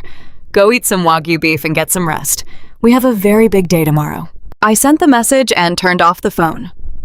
I walked over to the small desk in the corner of my motel room. My manila folder sat perfectly aligned with the edge of the table. Inside were the forged deeds, the wire transfers, the legal filings, and the list pendants that proved I owned every single inch of the Highland Park estate. My father wanted a high return on his investments. He was obsessed with status and public perception. He had sacrificed my youth, my savings, and my heart on the altar of his own ego. Tomorrow at the housewarming party, he was going to receive the exact return on investment he truly deserved, and it was going to cost him absolutely everything. The sharp scent of fresh espresso and lemon wood polish filled the air inside the law offices of Davis and Associates. It was early Friday morning. The Dallas skyline outside the floor-to-ceiling windows was hidden behind a thick blanket of gray fog, but the atmosphere inside the room was absolutely electric. I sat across the massive mahogany desk from Jonathan Davis, watching as he meticulously arranged the documents I had brought him. Next to Jonathan sat a man he had introduced as Detective Reynolds, a senior investigator with the County Financial Crimes Division. I had not come here today to file a simple civil dispute. I had come to launch a catastrophic legal strike against the people who thought they could casually destroy my life. I unlocked my phone and pushed it across the smooth surface of the desk. The video from the rehearsal dinner played brightly on the screen. Thomas' voice echoed through the quiet office, boasting to a room full of country club millionaires about his incredible generosity. He claimed he had sold his prime real estate to give his daughter the perfect head start. He claimed he was the ultimate provider. Jonathan watched the video with a completely expressionless face. When the clip ended, he tapped the screen, pausing on an image of my father basking in the applause of the wealthy Sterling family. "Your father is a remarkably arrogant man." Jonathan said, his voice a low, gravelly rumble. That arrogance is exactly what makes this case so beautifully airtight. He actually confessed to the financial timeline on tape in front of 50 elite witnesses. He established his motive, his intent, and his direct involvement in moving the funds. Detective Reynolds leaned forward, resting his elbows on the table. He was a broad-shouldered man with sharp, observant eyes who had spent 20 years tracking down embezzlers and corporate thieves. He picked up the copy of the forged quitclaim deed I had provided. "I have seen a lot of real estate scams in my career, Claire," the detective said, keeping his tone professional but undeniably grim. "Usually these fraudsters set up layers of shell companies. They move the cash offshore. They use stolen identities to muddy the waters. Your parents did none of that. They were so blinded by their desperate need to impress this Sterling family that they left a paper trail a mile wide. They forged your signature using a shady strip mall notary whose license was suspended 3 months ago." I nodded, feeling a cold surge of validation. I knew the notary stamp looked wrong the moment I saw it in the county records. But here is where their sloppy crime becomes a federal nightmare. Jonathan interjected, picking up the wire transfer receipts. He laid the banking documents side by side, tapping a specific sequence of routing numbers with his expensive silver pen. When your parents authorized the sale of your home through that illegitimate cash broker, they did not just take a physical check and deposit it down the street. The investment group that bought your house operates out of a parent bank in Delaware. When that $1.3 million was transferred to the escrow account for Lauren New Mansion, the funds crossed state lines. Jonathan looked up, meeting my eyes with a gaze as sharp as a razor. The moment that money crossed state banking jurisdictions over a digital network, this ceased to be a local family dispute. It ceased to be a simple county forgery case. Your parents committed federal wire fraud. The words hung in the quiet air of the office. Federal wire fraud. It was not a slap on the wrist. It was not a fine. It was the kind of charge that carried decades in a federal penitentiary.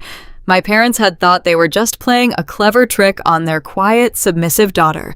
They thought they could move money around like pieces on a Monopoly board. They had absolutely no comprehension of the massive jurisdictional lines they had crossed. When you brought this file to my attention, Jonathan continued, I immediately contacted the district attorney and brought Detective Reynolds into the loop. We bypassed the standard civil litigation route. If we had just sued them in civil court, they would have hired a defense attorney, dragged the process out for 3 years, and played the victims to their mega church congregation. They would have hid their assets and drained the estate paying legal fees. Detective Reynolds opened a thick leather binder on his lap and pulled out a single sheet of paper stamped with a bright red judicial seal. Instead, we went straight to a criminal judge, the detective explained, sliding the document toward me. Because you provided us with the original owner title, insurance policy, the original warranty deed, the forensic proof of the wire transfer, and the fraudulent gift letter your parents signed for Lauren, closing the judge did not hesitate.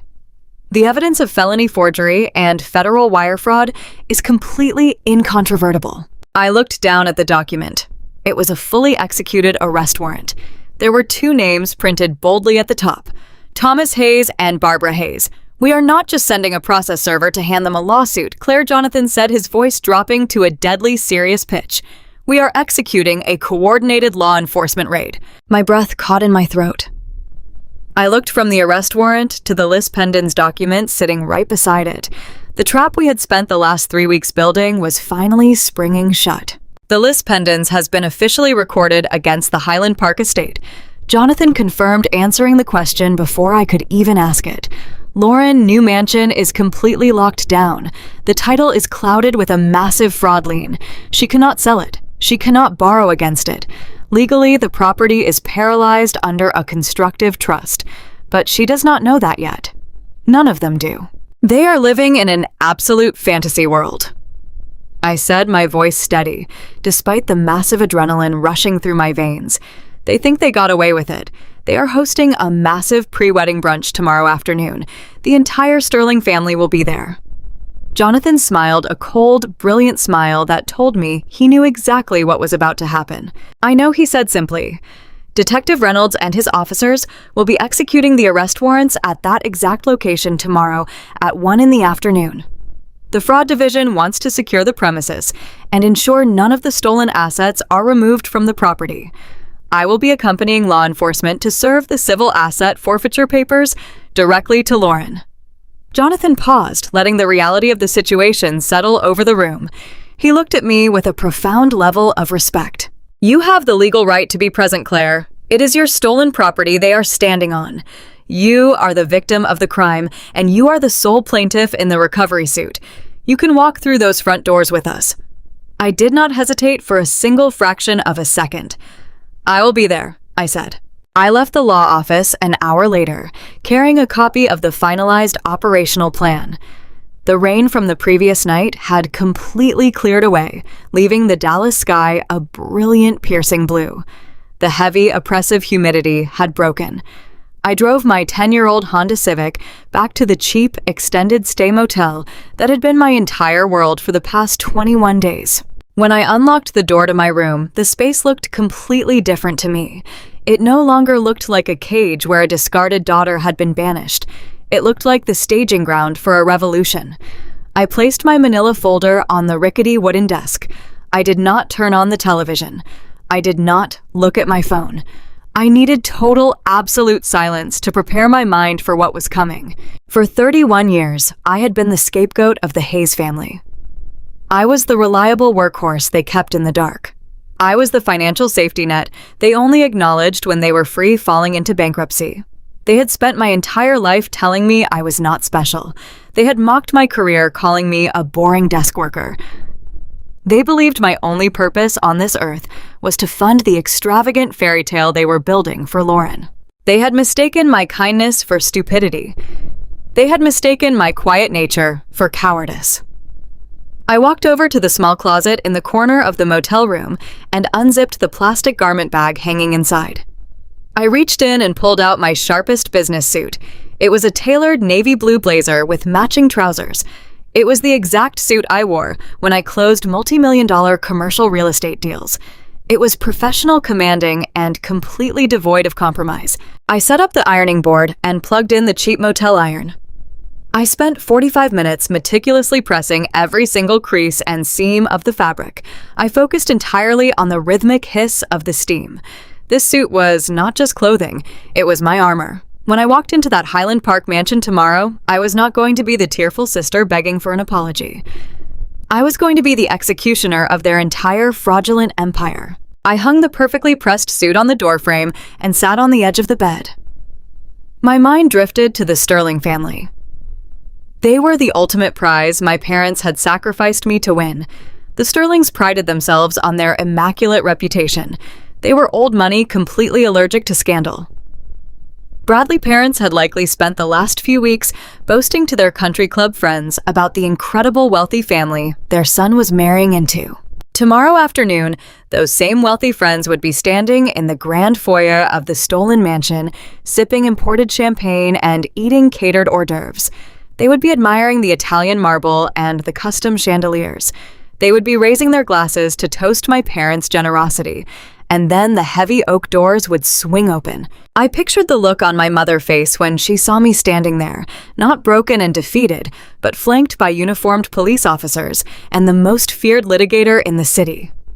I pictured my father realizing that his arrogant, sloppy forgery had just bought him a one-way ticket to federal prison. But most of all, I pictured Lauren, the golden child who had happily accepted a $1 million stolen gift and told me to stop being so bitter. Lauren, who genuinely believed she was entitled to my life savings because she had a prettier smile and a richer fiancé. Tomorrow, the illusion of her absolute superiority would shatter into 1,000,000 irreparable pieces. I lay down on the lumpy motel mattress and stared up at the water-stained ceiling. I had spent my entire 20s terrified of making my family angry. I had drained my bank accounts to keep the peace. I had swallowed their insults to maintain the illusion of a happy home. But peace built on exploitation is not peace at all. It is just a hostage situation with better lighting. I closed my eyes and listened to the distant hum of the highway traffic. I felt an incredible, overwhelming sense of calm wash over my entire body. The storm of grief and betrayal had completely passed. The long, agonizing wait in the shadows was officially over. I had built the perfect trap, and my family had gleefully locked themselves inside it. Tomorrow, the sun would rise over Dallas. The valets would park the luxury cars. The champagne would flow into crystal glasses. And I was going to pull the trigger that would bring the entire Hayes family legacy crashing straight into the ground. The sharp scent of fresh espresso and lemon wood polish filled the air inside the law offices of Davis and Associates. It was early Friday morning. The Dallas skyline outside the floor-to-ceiling windows was hidden behind a thick blanket of gray fog, but the atmosphere inside the room was absolutely electric. I sat across the massive mahogany desk from Jonathan Davis, watching as he meticulously arranged the documents I had brought him. Next to Jonathan sat a man he had introduced as Detective Reynolds, a senior investigator with the County Financial Crimes Division. I had not come here today to file a simple civil dispute. I had come to launch a catastrophic legal strike against the people who thought they could casually destroy my life. I unlocked my phone and pushed it across the smooth surface of the desk. The video from the rehearsal dinner played brightly on the screen. Thomas' voice echoed through the quiet office, boasting to a room full of country club millionaires about his incredible generosity. He claimed he had sold his prime real estate to give his daughter the perfect head start. He claimed he was the ultimate provider. Jonathan watched the video with a completely expressionless face. When the clip ended, he tapped the screen, pausing on an image of my father basking in the applause of the wealthy Sterling family. "Your father is a remarkably arrogant man," Jonathan said, his voice a low, gravelly rumble. That arrogance is exactly what makes this case so beautifully airtight. He actually confessed to the financial timeline on tape in front of 50 elite witnesses. He established his motive, his intent, and his direct involvement in moving the funds. Detective Reynolds leaned forward, resting his elbows on the table. He was a broad-shouldered man with sharp, observant eyes who had spent 20 years tracking down embezzlers and corporate thieves. He picked up the copy of the forged quitclaim deed I had provided. "I have seen a lot of real estate scams in my career," Claire, the detective, said, keeping his tone professional but undeniably grim. "Usually these fraudsters set up layers of shell companies. They move the cash offshore. They use stolen identities to muddy the waters. Your parents did none of that. They were so blinded by their desperate need to impress this Sterling family that they left a paper trail a mile wide. They forged your signature using a shady strip mall notary whose license was suspended 3 months ago." I nodded, feeling a cold surge of validation. I knew the notary stamp looked wrong the moment I saw it in the county records. But here is where their sloppy crime becomes a federal nightmare, Jonathan interjected, picking up the wire transfer receipts. He laid the banking documents side by side, tapping a specific sequence of routing numbers with his expensive silver pen. When your parents authorized the sale of your home through that illegitimate cash broker, they did not just take a physical check and deposit it down the street. The investment group that bought your house operates out of a parent bank in Delaware. When that $1.3 million was transferred to the escrow account for Lauren New Mansion, the funds crossed state lines. Jonathan looked up, meeting my eyes with a gaze as sharp as a razor. The moment that money crossed state banking jurisdictions over a digital network, this ceased to be a local family dispute. It ceased to be a simple county forgery case. Your parents committed federal wire fraud. The words hung in the quiet air of the office. Federal wire fraud. It was not a slap on the wrist. It was not a fine. It was the kind of charge that carried decades in a federal penitentiary. My parents had thought they were just playing a clever trick on their quiet, submissive daughter. They thought they could move money around like pieces on a Monopoly board. They had absolutely no comprehension of the massive jurisdictional lines they had crossed. "When you brought this file to my attention," Jonathan continued, "I immediately contacted the district attorney and brought Detective Reynolds into the loop. We bypassed the standard civil litigation route. If we had just sued them in civil court, they would have hired a defense attorney, dragged the process out for 3 years, and played the victims to their mega-church congregation. They would have hid their assets and drained the estate, paying legal fees." Detective Reynolds opened a thick leather binder on his lap and pulled out a single sheet of paper stamped with a bright red judicial seal. "Instead, we went straight to a criminal judge," the detective explained, sliding the document toward me. "Because you provided us with the original owner title insurance policy, the original warranty deed, the forensic proof of the wire transfer, and the fraudulent gift letter your parents signed for Lauren closing, the judge did not hesitate. The evidence of felony forgery and federal wire fraud is completely incontrovertible." I looked down at the document. It was a fully executed arrest warrant. There were 2 names printed boldly at the top, Thomas Hayes and Barbara Hayes. "We are not just sending a process server to hand them a lawsuit," Claire, Jonathan said, his voice dropping to a deadly serious pitch. "We are executing a coordinated law enforcement raid." My breath caught in my throat. I looked from the arrest warrant to the lis pendens document sitting right beside it. The trap we had spent the last 3 weeks building was finally springing shut.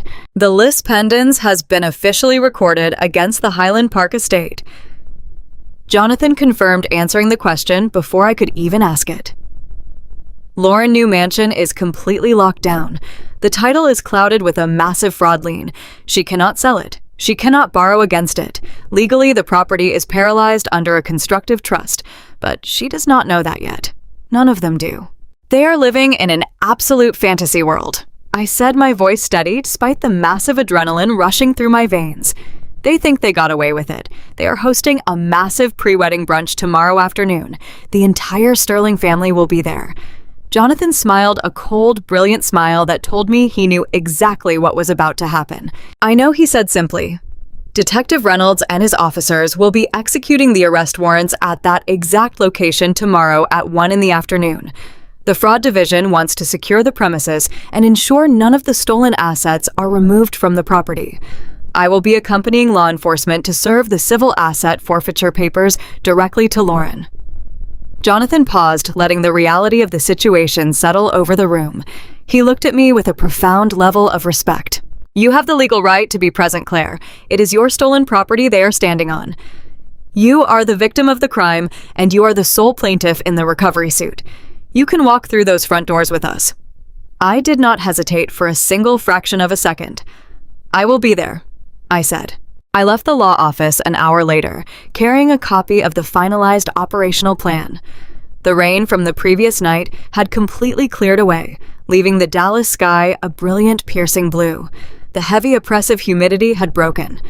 I drove my 10-year-old Honda Civic back to the cheap extended stay motel that had been my entire world for the past 21 days.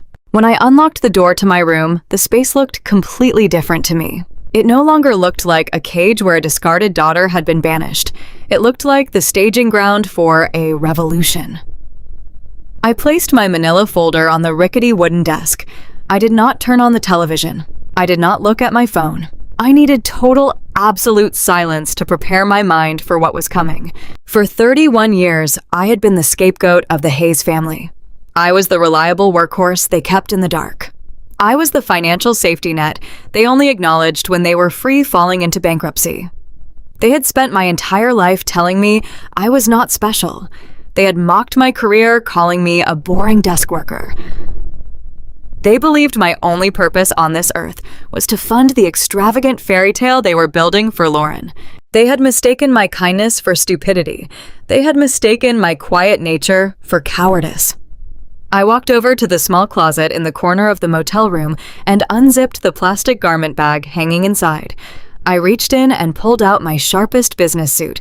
It was a tailored navy blue blazer with matching trousers. It was the exact suit I wore when I closed multi-million-dollar commercial real estate deals. It was professional, commanding, and completely devoid of compromise. I set up the ironing board and plugged in the cheap motel iron. I spent 45 minutes meticulously pressing every single crease and seam of the fabric. I focused entirely on the rhythmic hiss of the steam. This suit was not just clothing, it was my armor. When I walked into that Highland Park mansion tomorrow, I was not going to be the tearful sister begging for an apology. I was going to be the executioner of their entire fraudulent empire. I hung the perfectly pressed suit on the doorframe and sat on the edge of the bed. My mind drifted to the Sterling family. They were the ultimate prize my parents had sacrificed me to win. The Sterlings prided themselves on their immaculate reputation. They were old money, completely allergic to scandal. Bradley parents had likely spent the last few weeks boasting to their country club friends about the incredible wealthy family their son was marrying into. Tomorrow afternoon, those same wealthy friends would be standing in the grand foyer of the stolen mansion, sipping imported champagne and eating catered hors d'oeuvres. They would be admiring the Italian marble and the custom chandeliers. They would be raising their glasses to toast my parents' generosity.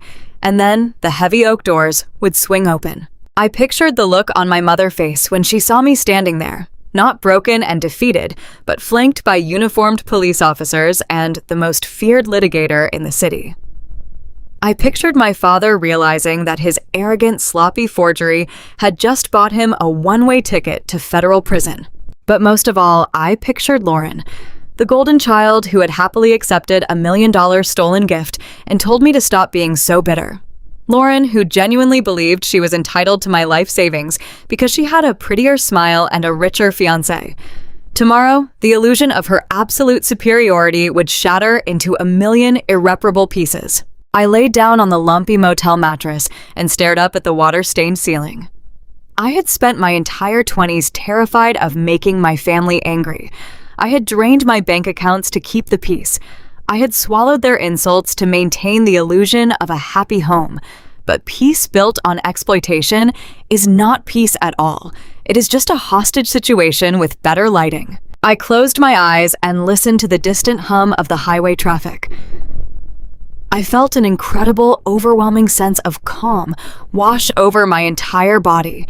The storm of grief and betrayal had completely passed. The long, agonizing wait in the shadows was officially over. I had built the perfect trap, and my family had gleefully locked themselves inside it. Tomorrow, the sun would rise over Dallas. The valets would park the luxury cars. The champagne would flow into crystal glasses. And I was going to pull the trigger that would bring the entire Hayes family legacy crashing straight into the ground. The drive to the Highland Park neighborhood felt like crossing into an entirely different dimension. This was the most exclusive zip code in the entire Dallas metropolitan area. The streets were wide and perfectly paved, lined with ancient oak trees that cast long, cool shadows over the beautifully manicured lawns. Massive estates that looked more like European castles than modern homes sat behind towering wrought iron gates. I sat in the passenger seat of Jonathan Davis' luxury sedan. We had decided to leave my beat-up 10-year-old Honda Civic safely parked at his downtown law firm. I did not need to drive myself today. We were following directly behind a marked Dallas police cruiser. 2 uniformed officers were inside, riding silently toward our destination. My heart beat a steady, powerful rhythm against my ribs. I wore my sharpest tailored navy blue business suit. I had spent 45 minutes ironing every single crease the night before in my cheap motel room. This suit was my professional armor. Today, I was not the discarded scapegoat daughter who had been thrown out into the rain. I was not the quiet administrative worker my parents had mocked and belittled. I was the rightful owner of a massive fortune, coming to collect what was legally mine. We pulled up to the grand entrance of the Highland Park property. A long line of valets in crisp white shirts and black vests rushed around the cobblestone circular driveway. They were busy opening doors for arriving guests and parking imported sports cars and massive luxury SUVs. The sheer scale of the estate was absolutely breathtaking. 3 stories of pristine white stone rose majestically against the clear afternoon sky. Lush green ivy crawled elegantly up the massive front pillars. A string quartet was playing classical music out on the expansive front terrace. Wealthy guests milled about, wearing expensive pastel brunch attire, holding crystal flutes filled with premium champagne. This was the $1.3 million illusion my parents had built using my stolen life savings. Jonathan parked his sedan near the front entrance, deliberately bypassing the confused valets. He stepped out and calmly adjusted his silver tie. I opened my passenger door and stepped out onto the pristine cobblestone driveway. The 2 police officers emerged from their cruiser. Their heavy-duty boots crunched loudly against the stone. They adjusted their utility belts and nodded firmly to Jonathan. We walked together as a single unified force toward the massive double mahogany front doors. The caterers carrying silver trays of expensive hors d'oeuvres stopped dead in their tracks. The valets stared in absolute bewilderment. The presence of actual law enforcement at a high society Highland Park pre-wedding brunch was completely unprecedented. The heavy mahogany front doors were propped wide open to let the warm spring breeze flow into the grand foyer. I walked right through the threshold and stepped onto the imported Italian marble floor. The interior of the mansion was even more excessively lavish than the outside. A massive crystal chandelier hung from the vaulted ceiling, casting beautiful prismatic light across the vast room. Dozens of elite guests from my parents' megachurch and the wealthy Sterling family were clustered in small groups, laughing and celebrating. At the far end of the room, my father stood near a sweeping spiral staircase. Thomas was holding a heavy glass of scotch and looking incredibly smug. He truly looked like the king of his fraudulent castle, soaking up the admiration of his wealthy peers. My mother, Barbara, was standing right beside Cynthia Sterling. She was enthusiastically pointing out the custom architectural details of the home they had supposedly purchased, free and clear for their beloved daughter. And right in the absolute center of the room was Lauren. She was holding court, surrounded by admiring friends and wealthy relatives. She wore a stunning white silk jumpsuit and sparkled with brand new diamond jewelry. She was laughing loudly, tossing her perfect blonde hair over her shoulder while a group of Bradley wealthy cousins complimented her incredible new home. It was the absolute pinnacle of her golden child delusion. She had everything she ever wanted, and it had only cost her my entire future. It took exactly 10 seconds for the reality of our arrival to breach the happy atmosphere of the party. One by one, the guests positioned closest to the front doors stopped talking. They noticed the two uniformed police officers standing tall and imposing just inside the foyer. They noticed the sharp, silver-haired attorney holding a thick leather briefcase. And then they noticed me standing right in the middle of them. The wave of silence spread through the grand room like a fast-moving dark shadow. The lively, confident chatter completely died out. The string quartet out on the terrace must have realized something was terribly wrong because the elegant classical music simply faded away into nothing. The silence became absolute and utterly deafening. The tension in the air was so thick you could choke on it. It was so quiet I could hear the faint bubbling of the champagne fountain located in the adjacent dining room. My father was the very first person to recognize what was happening. His arrogant, triumphant smile instantly vanished. The color drained completely from his face, leaving him a pale, sickly shade of gray. His hand began to shake so violently that the ice cubes in his scotch glass rattled loudly against the crystal. He knew exactly who Jonathan Davis was. And he knew exactly why the police were standing in his living room. My mother turned her head to see what had caused the sudden, uncomfortable hush to fall over her perfect party. Her eyes scanned the crowd and locked onto mine. Then her gaze shifted to the silver police badges gleaming brightly under the light of the chandelier.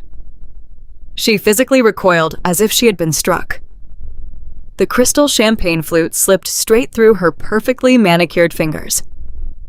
It hit the Italian marble floor with a sharp, violent crash. The delicate glass shattered into 100 jagged pieces, sending expensive champagne splashing wildly across the pristine stone floor. The sound of the breaking glass caused Lauren to turn around. For a brief second, she looked genuinely confused by the interruption. Then, she saw me standing there in my navy suit, flanked by local law enforcement. The confusion vanished instantly. It was immediately replaced by a sudden, explosive burst of rage. Her perfect blushing bride persona completely dissolved, leaving behind the spoiled, entitled child I had always known.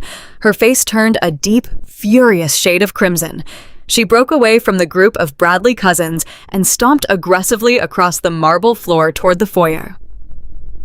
Her expensive heels echoed sharply and rapidly against the heavy silence of the room. She was practically vibrating with pure, toxic entitlement. She stopped just a few feet away from us. She completely ignored the two police officers standing beside me.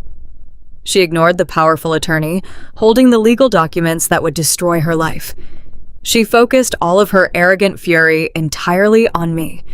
She pointed a trembling finger directly at my face. Her voice echoed off the high vaulted ceilings, loud and absolutely hysterical. "How dare you show your face here?" Lauren screamed, her voice cracking with raw, malicious anger. "Are you completely insane? I told you to stay away from us. You are not invited to this event. You are deliberately trying to ruin my pre-wedding brunch because you are a bitter, jealous failure. I want you out of here right now. Security should have never let you through the front gates. Get out of my house. Get out of my house right this second." The wealthy guests stared in absolute shock.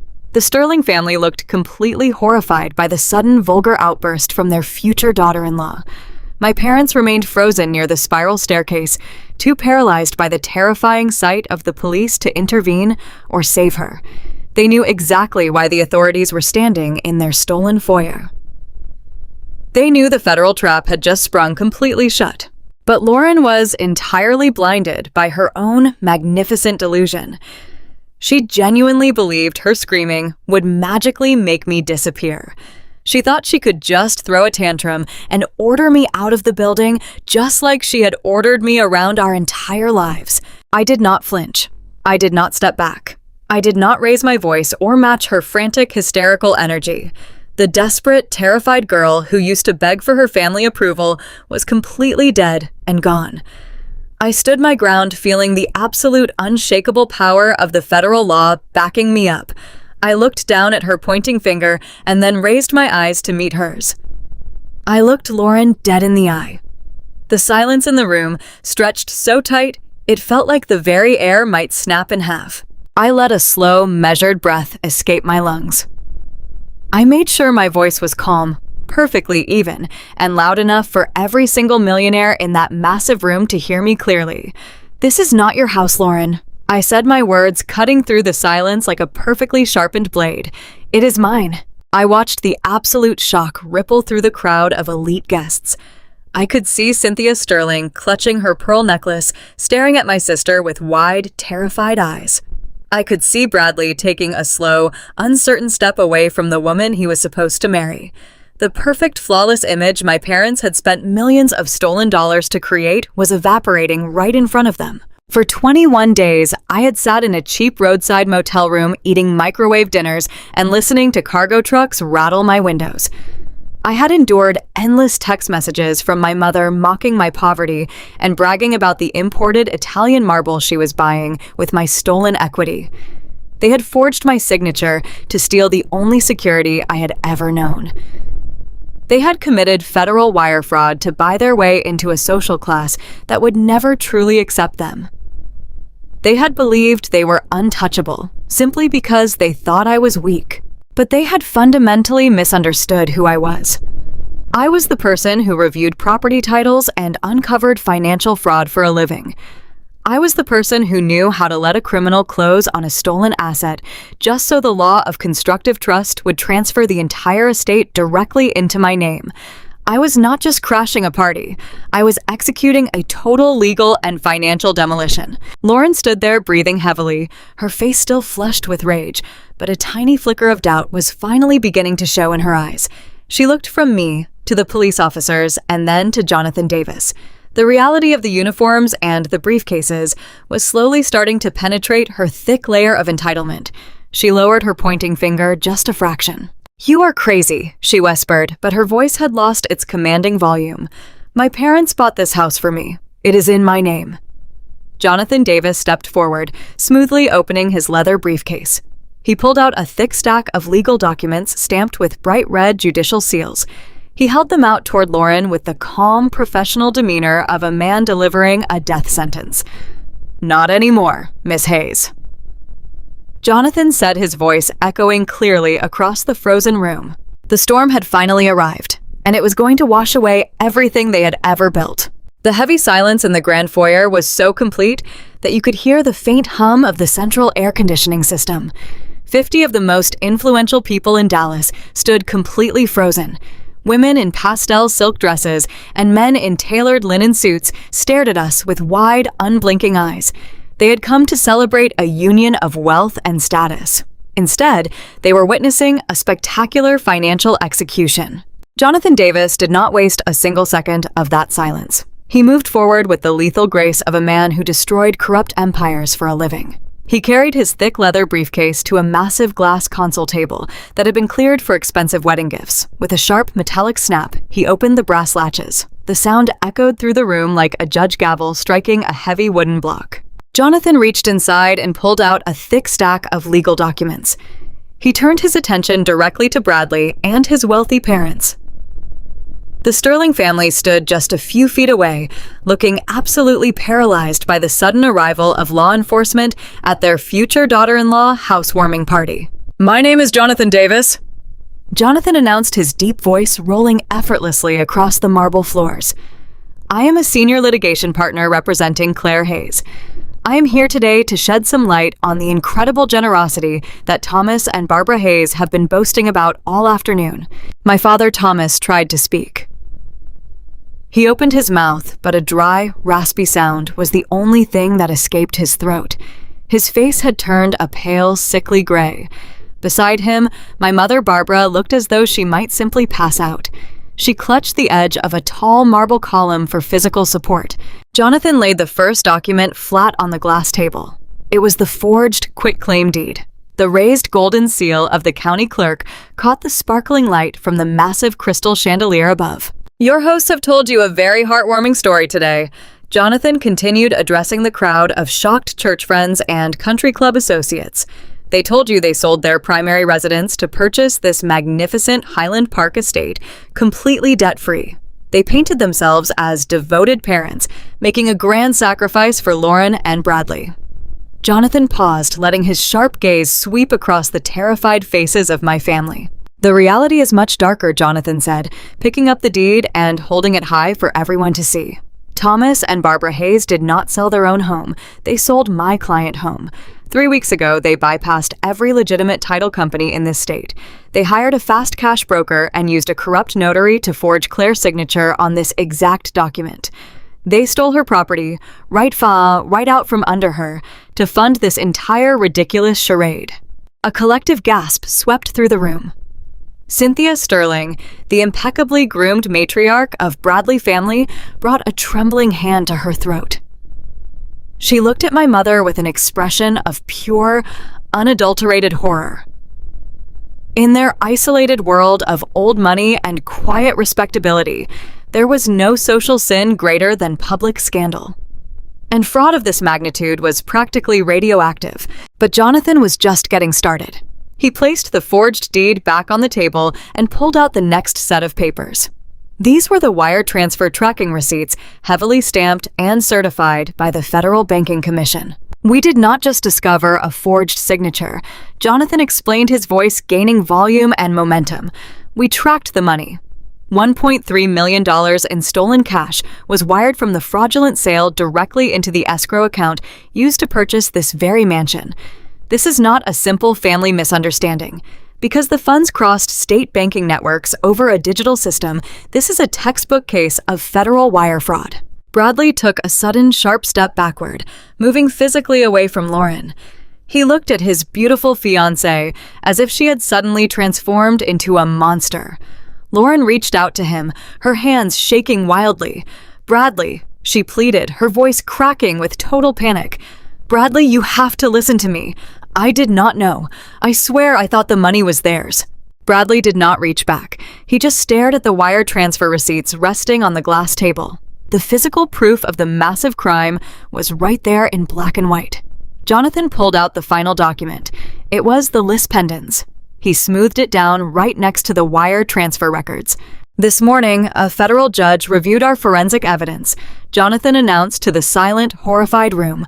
The court immediately approved this formal notice of pending litigation. The title to this Highland Park estate is now completely locked down by a massive fraud lien. The house cannot be sold. It cannot be financed. It is entirely frozen under strict federal jurisdiction. Jonathan stepped back, yielding the floor directly to me. The heavy legal lifting was done. The financial trap had been fully revealed to the public. Now it was my turn to deliver the final, absolute blow. I stepped forward. I looked at the sea of wealthy guests. I looked at the Sterling family who had unwittingly been used as the ultimate prize in my parents' twisted game of social climbing. And then I looked directly at Lauren. She was trembling in her custom white silk jumpsuit, her perfect bridal illusion completely shattered. For my entire life, I had been told to be quiet. I had been told to make myself invisible so Lauren could shine in the spotlight. I'd been the financial safety net they used and abused whenever their desperate need for luxury status drove them into complete ruin. But standing in that grand foyer flanked by armed police officers, I did not feel invisible anymore. I felt towering. I squared my shoulders and looked Lauren dead in the eye. I spoke clearly to the crowd, ensuring every single person in that massive, expensive room heard my exact words. My parents forged my signature to steal my home. I stated, my voice ringing with absolute, undeniable certainty. They sold it illegally and used my $1.3 million to buy this property. By law, Under a constructive trust, every brick of this mansion belongs to me. The silence that followed my declaration was absolute and profound. It was the sound of an entire fake empire collapsing into permanent dust. I watched the heavy truth sink into the minds of the Dallas elite. They were standing inside an active crime scene. The beautiful, cascading floral arrangements, the bubbling champagne fountain, the custom Italian marble floors. It was all bought with stolen money. And legally, it all belonged to the woman they had never bothered to invite. Lauren let out a loud, ugly sob. She covered her face with her hands, dropping to her knees, right there on the pristine marble floor. Her perfect golden child reality had just been publicly executed. Across the room, the reality of total exposure finally broke my father. Thomas had spent his entire adult life building a fragile house of cards based on extreme narcissism and fake wealth. He had thrived on the admiration of these country club millionaires. He had desperately needed Bradley Father to look at him as an equal. Now, Bradley Father was staring at him with pure, unfiltered disgust. The prominent church friends who had praised his generosity just an hour ago were whispering to each other and taking slow, deliberate steps toward the exit. They were abandoning him. His reputation was entirely, utterly destroyed. He was no longer the successful, respected patriarch. He was a common thief, exposed in broad daylight. The sheer agonizing weight of that humiliation was too much for his mind to process. His brain could not handle the social death he was experiencing. The shame violently shifted into blind, uncontrollable rage. His face turned a deep, mottled shade of purple. The thick veins in his neck stood out sharply against his stiff white tuxedo collar. He could not accept defeat. He could not accept that the quiet, submissive daughter he had always considered a bad investment had just outsmarted him on a massive public scale. He let out a primal, furious roar. It was a sound of pure, unhinged rage. "You shut your mouth, you ungrateful little liar!" Thomas screamed. Before anyone could even blink, Thomas launched himself forward. He shoved past a terrified catering waiter, knocking a silver tray of expensive appetizers completely out of the way. His eyes were wide and completely wild, fixed entirely on my face. He lunged across the wide foyer with his hands curled into violent, tight fists. He wanted to physically silence me. He wanted to tear me down with his bare hands right in front of the entire party. I did not move a single muscle. I did not scream. I stood my ground and watched him charge. He never even made it halfway across the marble floor. The two uniformed Dallas police officers, who had been standing quietly by the massive front doors, moved with sudden, terrifying speed. The first officer stepped squarely into my father's path, planting his heavy black boots firmly on the floor. He drove his strong shoulder hard into Thomas' chest, completely halting his forward momentum with a loud, heavy thud. The second officer instantly stepped up and grabbed my father's right arm, twisting it forcefully and painfully behind his back. "Get your hands off me," Thomas yelled, struggling wildly against the heavyweight sides of the two officers. "I am Thomas Hayes. You cannot do this in my house. You let me go right now." "You need to calm down right now, sir," the first officer commanded, his voice booming with unquestionable authority. "Do not take another step, or you will be on the ground." My father continued to thrash, his face red and sweating desperately, trying to break free so he could reach me. The officers did not hesitate for another second. They grabbed both of his arms, pulling them tightly together behind his back. The sharp metallic clicking of heavy steel handcuffs echoed loudly across the grand foyer. The crowd of wealthy guests watched in absolute stunned silence as Thomas Hayes, the arrogant man who had just bragged about his incredible financial success, was forcefully restrained in the absolute center of his stolen mansion. The officers locked the cuffs securely. The golden illusion was officially dead. The storm had finally arrived. The metallic snap of the handcuffs closing around my father's wrists was the loudest sound I had ever heard. It cut through the heavy air of the grand foyer with absolute finality. For a fraction of a second, Thomas stood completely still. His wide eyes darted wildly around the room, searching the crowd for a friendly face, a sympathetic nod, or anyone who might step forward to defend him. He found absolutely nothing. The wealthy country club associates and mega church elite he had spent his entire life trying to impress were now staring at him with undisguised horror. "You have the right to remain silent," the lead police officer stated, his voice projecting a calm, authoritative rhythm that left no room for negotiation. "Anything you say can and will be used against you in a court of law. You are being placed under arrest for felony forgery and federal wire fraud." My father's knees buckled slightly. The aggressive red flush of rage that had colored his face just moments ago rapidly drained away, leaving his skin a sickly, translucent gray. He tried to open his mouth to speak, to formulate one of his classic manipulative excuses, but the words completely failed him. For the first time in 31 years, Thomas was utterly speechless. Across the Italian marble floor, my mother Barbara finally snapped out of her paralyzed state. The shattered remains of her crystal champagne glass crunched beneath her expensive heels as she lunged forward. She did not rush toward me to apologize. She did not rush toward her husband to comfort him. Instead, she let out a piercing theatrical shriek that echoed off the vaulted ceilings. It was a sound of pure, desperate survival. She threw her hands into the air and spun toward the front of the room where the Sterling family stood. Cynthia Sterling physically flinched, taking a large step backward to avoid my mother grasping hands. "Arthur, you have to stop this!" Barbara wailed, tears streaming down her face, ruining her immaculate makeup. Her voice reached a frantic, hysterical pitch. "Please call your attorneys. Tell them this is a massive misunderstanding.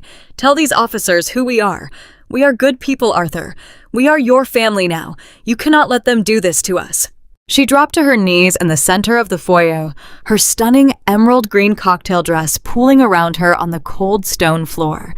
She sobbed violently, looking up at the patriarch of the Sterling family with absolute pathetic desperation.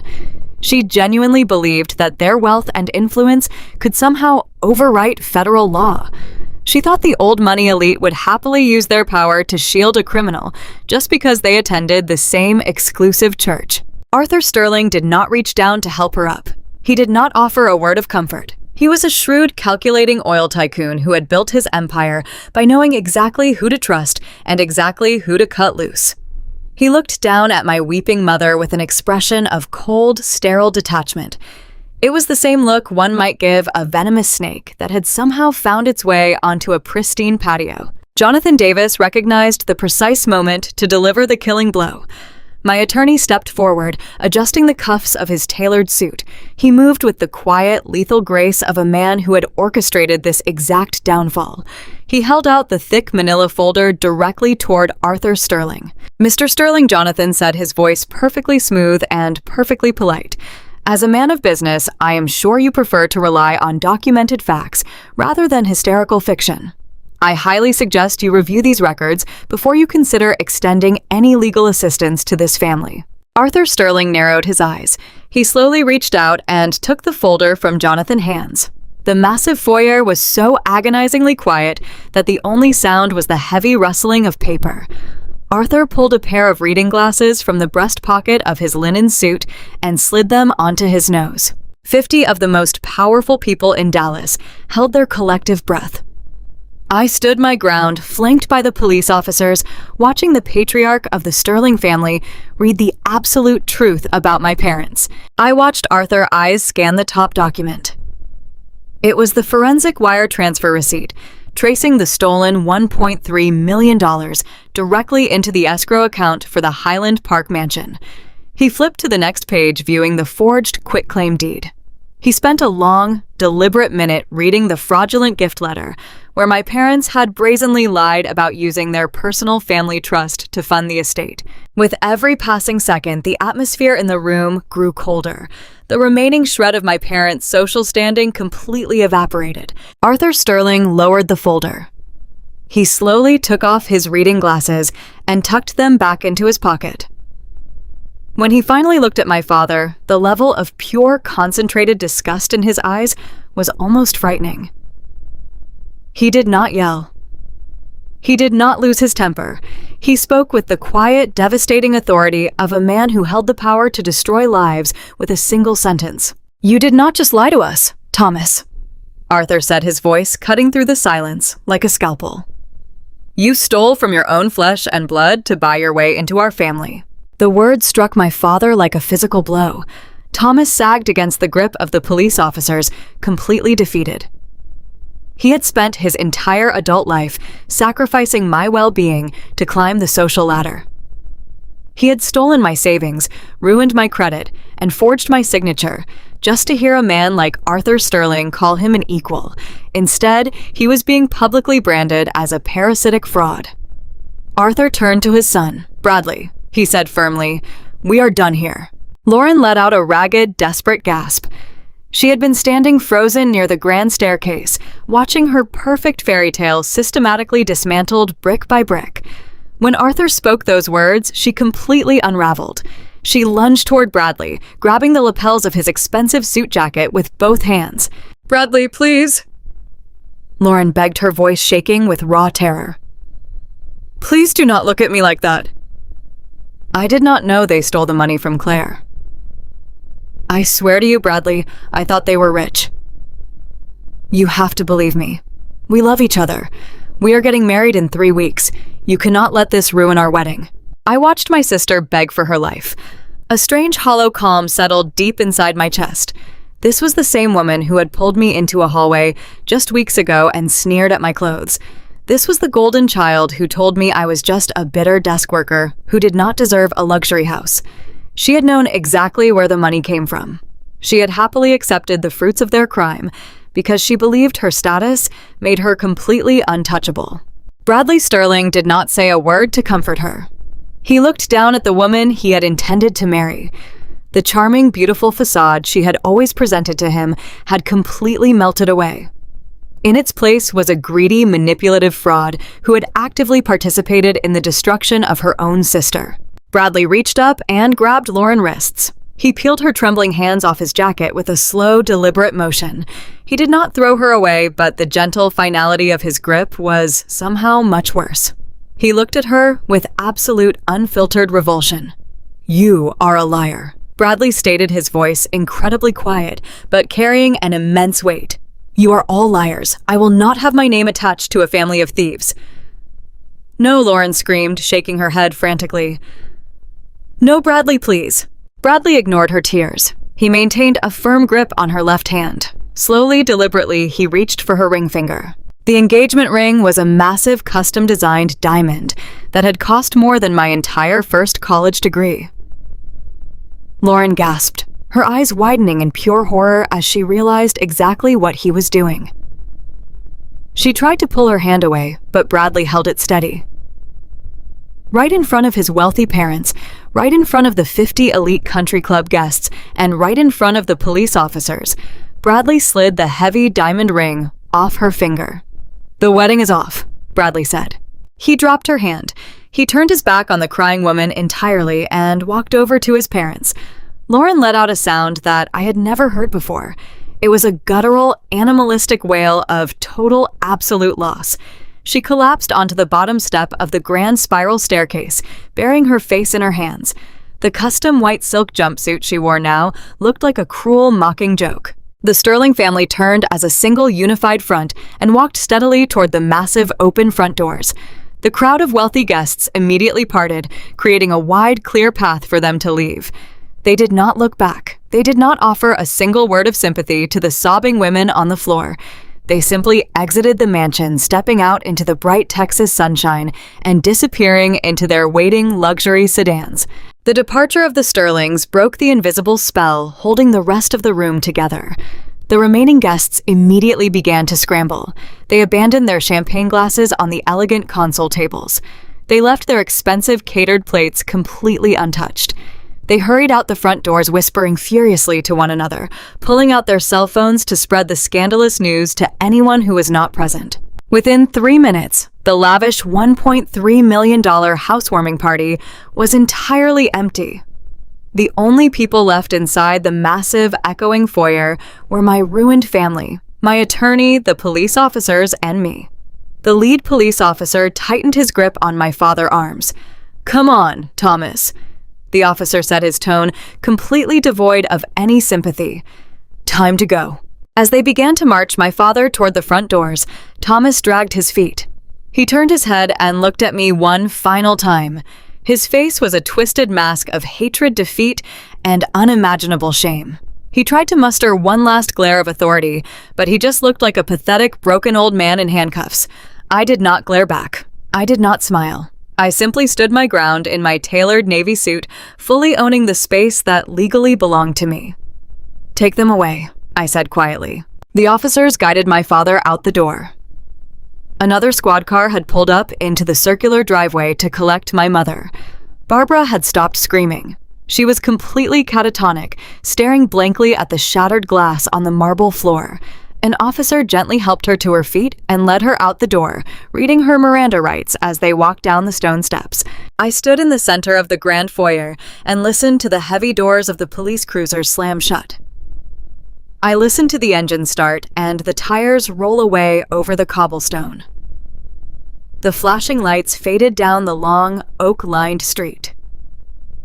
The silence that rushed back into the mansion was entirely different this time. It was not a heavy, suffocating silence built on lies and manipulation. It was clean. It was light. It was the absolute, undeniable silence of complete, total victory. The heavy mahogany doors clicked shut behind the departing police cruisers. The sound sealed the remaining three of us inside a sprawling tomb of Italian marble and imported floral arrangements. The flashing red and blue lights of the squad cars pulsed through the massive front windows. The lights cast long, eerie shadows across the grand foyer. The air inside the mansion still smelled of expensive catered appetizers and spilled vintage champagne. The intoxicating aroma of high society had completely vanished. It had been replaced by the sharp, undeniable scent of total ruin. Lauren was still crumpled on the bottom step of the sweeping spiral staircase. She looked exactly like a broken porcelain doll. The custom white silk jumpsuit she had so proudly flaunted just an hour ago was now wrinkled and stained with her own tears. Her perfect blonde waves were a tangled mess across her shoulders. She sat rocking back and forth with her knees pulled tightly to her chest. She was completely alone. The wealthy Sterling family had abandoned her without a single backward glance. The country club elite had fled the property like rats escaping a sinking ship. Even our parents, who had been her lifelong protectors and enablers, were currently sitting in the back of a police vehicle, facing decades in prison for federal wire fraud. The golden child had finally been stripped of all her stolen gold. I stood a few feet away from her. My tailored navy blazer felt like an impenetrable suit of armor. Jonathan Davis stood quietly near the entrance. My attorney was giving me the physical and psychological space to finish what my parents had started 13 years ago. I did not feel an ounce of pity as I looked down at my weeping sister. For my entire life, I had been the designated shock absorber for her mistakes. I was the one expected to sacrifice my savings, my peace of mind, and my future so she could comfortably exist in a total delusion of superiority. She had happily participated in the theft of my $1.3 million home. She was entirely convinced that my only purpose on this earth was to fund her luxury wedding. Lauren slowly lifted her head. Her face was streaked with running mascara and raw, undeniable panic. She looked up at me. For the very first time in her 28 years of existence, she did not have a wealthy fiancé or a manipulative mother to hide behind. She had to face me completely on her own. "Claire," she whimpered. Her voice cracked into a pathetic, high-pitched whine. "You have to fix this. You have to tell the police it was a mistake. Tell them you gave Mom and Dad permission to sell the house. If you do not fix this, Bradley will never come back. My wedding is ruined. My entire life is ruined." Even now, sitting in the absolute wreckage of a federal crime, her only concern was her social calendar. She genuinely expected me to commit perjury to save her country club wedding. The sheer depth of her narcissism was almost scientifically fascinating. I took a slow, measured step toward her. The sharp clicking of my low heels against the marble floor echoed loudly through the empty mansion. I stopped right in front of her. I forced her to crane her neck upward to meet my gaze. "I am not going to fix anything, Lauren," I said. My voice was incredibly calm and completely drained of the frantic, emotional energy she was trying to project. For 31 years, I fixed every single mess this family made. I paid the debts. I stopped the foreclosures. I kept the secrets. My reward was having my signature forged and my property stolen. Lauren let out a ragged sob. She reached out to grab the hem of my trousers. I did not forge the papers, she cried. She was desperately trying to shift the blame to save herself. Mom and Dad did it. I just thought they had the money. You cannot punish me for what they did. You are my sister. I smoothly stepped back, refusing to let her touch me. You knew exactly what they did. I corrected her, keeping my tone perfectly flat and precise. You pulled me into a hallway at the Oakmont Country Club just 3 weeks ago.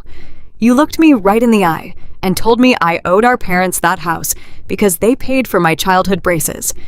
You told me I was just a bitter, boring desk worker who did not deserve a luxury estate. You knew the money was stolen, Lauren. You just thought you were completely untouchable. Lauren opened her mouth, but the words died in her throat. The memory of her own vicious arrogance effectively silenced her. She realized she could not manipulate her way out of this trap. I turned slightly and gestured to Jonathan. He opened his leather briefcase one final time. He did not pull out another piece of federal evidence or a police warrant. Instead, he pulled out a simple standard legal document printed on thick white paper. He handed it to me with a respectful nod. I turned back to my sister. I held the paper out, offering it to her. Lauren stared at it. Her hands were shaking too violently to reach out and take it. I simply let the document flutter down. It landed softly on the marble floor right next to her expensive, discarded heels. "What is that?" she whispered. Her eyes were wide with fresh terror. "That is an official 3-day notice to vacate," I stated. My voice echoed with absolute authority.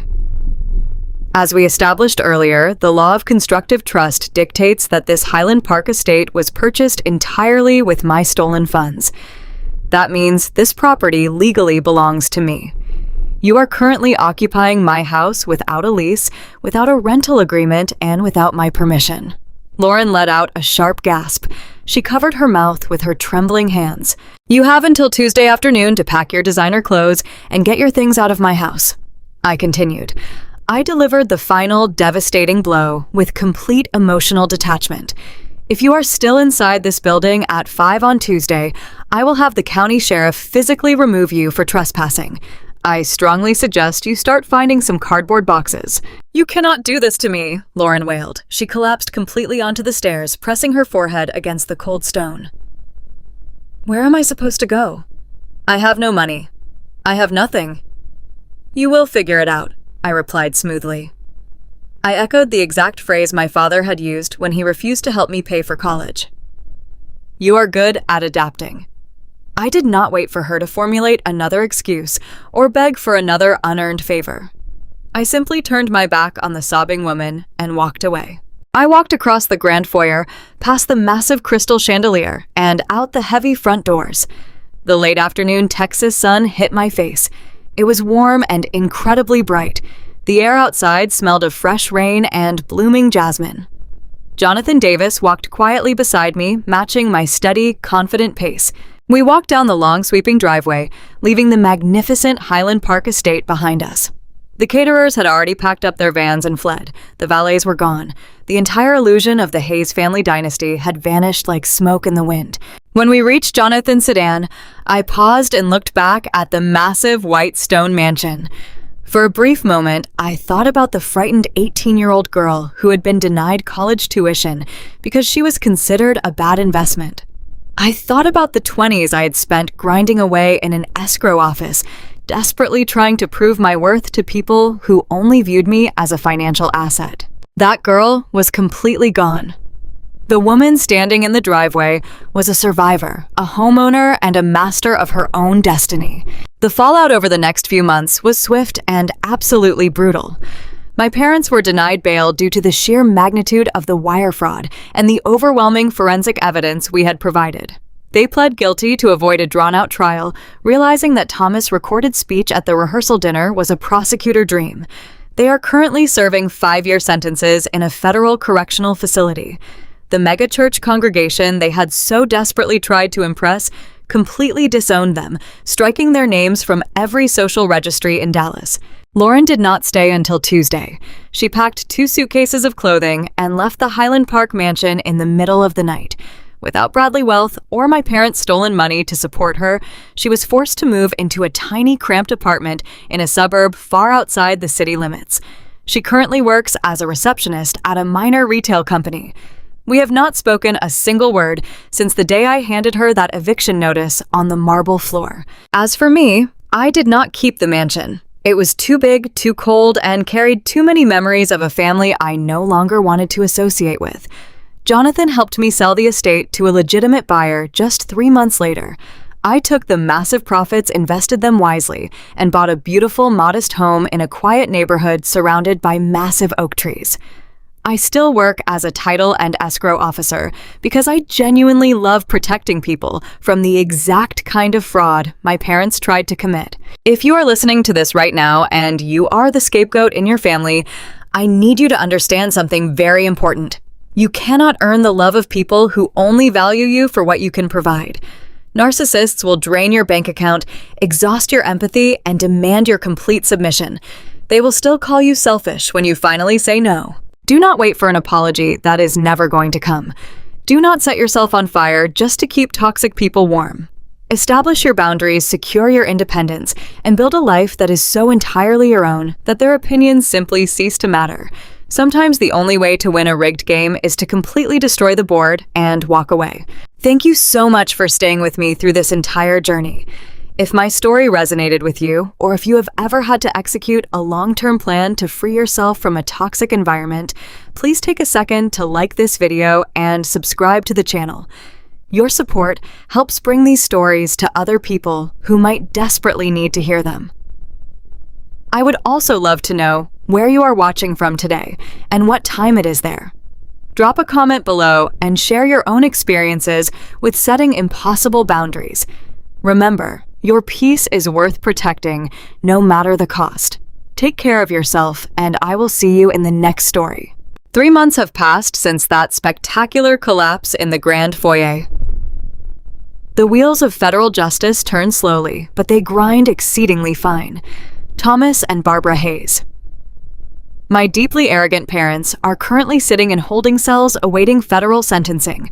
Because of the obvious paper trail they left behind, their legal team advised them to plead guilty to felony forgery and wire fraud. They are looking at severe federal prison time. Their carefully manicured reputation in Dallas is completely obliterated. The megachurch congregation they once ruled scrubbed their names from every single registry. Their wealthy country club associates pretend they never existed. They gambled their freedom for a temporary taste of high society and lost absolutely everything. My golden sister Lauren experienced an equally devastating fall from grace. Without Bradley wealth or my stolen money to fund her massive delusions, she was unceremoniously evicted from the fantasy life she believed she was inherently owed.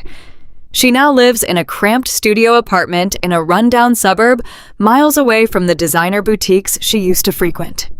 She works a grueling minimum wage job as a receptionist for a minor retail company just to make rent. The country club elite she so desperately wanted to impress have socially exiled her. If she even tries to show her face near those exclusive neighborhoods, security turns her away. The spoiled bride who thought she was untouchable is finally learning what it means to actually work for a living. We have not spoken a single word since the moment I dropped that eviction notice at her feet. As for me, the legal dust settled perfectly in my favor, thanks to Jonathan Davis and the airtight constructive trust laws. The court officially awarded me full, undisputed ownership of the Highland Park mansion. I never spent a single night in that house. I had absolutely no desire to live inside a monument built on my family betrayal. Instead, I put the property right back on the hot Dallas real estate market. It sold incredibly fast, allowing me to recover my stolen $1.3 million, along with a massive unexpected profit. The nightmare they put me through ended up setting me up for life. I used that substantial profit to buy a beautiful, quiet home for myself. It sits in a peaceful neighborhood, surrounded by ancient oak trees far away from the toxic noise of my past. I also took a bold step forward in my career. I left my old desk job and officially opened my very own independent escrow firm. I now spend my days protecting innocent people from the financial predators my parents turned out to be. Walking right through the front door of my new office every morning feels like breathing pure oxygen. I am completely free from the heavy chains of their expectations. I am finally thriving and succeeding on my own terms, and for the first time in 31 years, I am deeply, absolutely at peace. For a very long time, I carried an incredibly heavy burden of guilt. Society constantly conditions us to believe that blood is thicker than water, and that we must endlessly forgive our family members, no matter how deeply they betray us. We are told to turn the other cheek to keep the peace at holiday dinners, and to sacrifice our own well-being for the sake of the family unit. But what I finally realized after standing in the wreckage of my own stolen home is that tolerating financial abuse from your own family is not loyalty. It is pure self-destruction. You absolutely do not owe your life, your hard-earned credit score, or your future to people who only view you as an exploitable resource. It does not matter if those people are your parents, your sister, or anyone else who happens to share your last name. When someone repeatedly proves that they value your money and your utility more than they value your humanity, you have to stop handing them the keys to your life. Toxic people do not suddenly develop a conscience when you give them everything you have. They will drain you completely dry and then complain that you did not give them enough. People might call you bitter or unforgiving when you finally stop playing their game. They might try to make you feel guilty for walking away. Let them talk. Their discomfort with your new boundaries is entirely their problem to manage, not yours. Setting a firm, unyielding boundary is not an act of cruelty or malice. It is the absolute ultimate act of self-respect. You are simply drawing a line in the sand and declaring that your peace of mind is no longer up for negotiation. It took me over 30 years to figure out that I was allowed to protect myself from the exact people who were supposed to protect me. Once you make that realization and step out of the shadows, the entire world opens up in beautiful ways you never thought possible. This leads me to why I wanted to share this deeply personal chapter of my life with all of you today.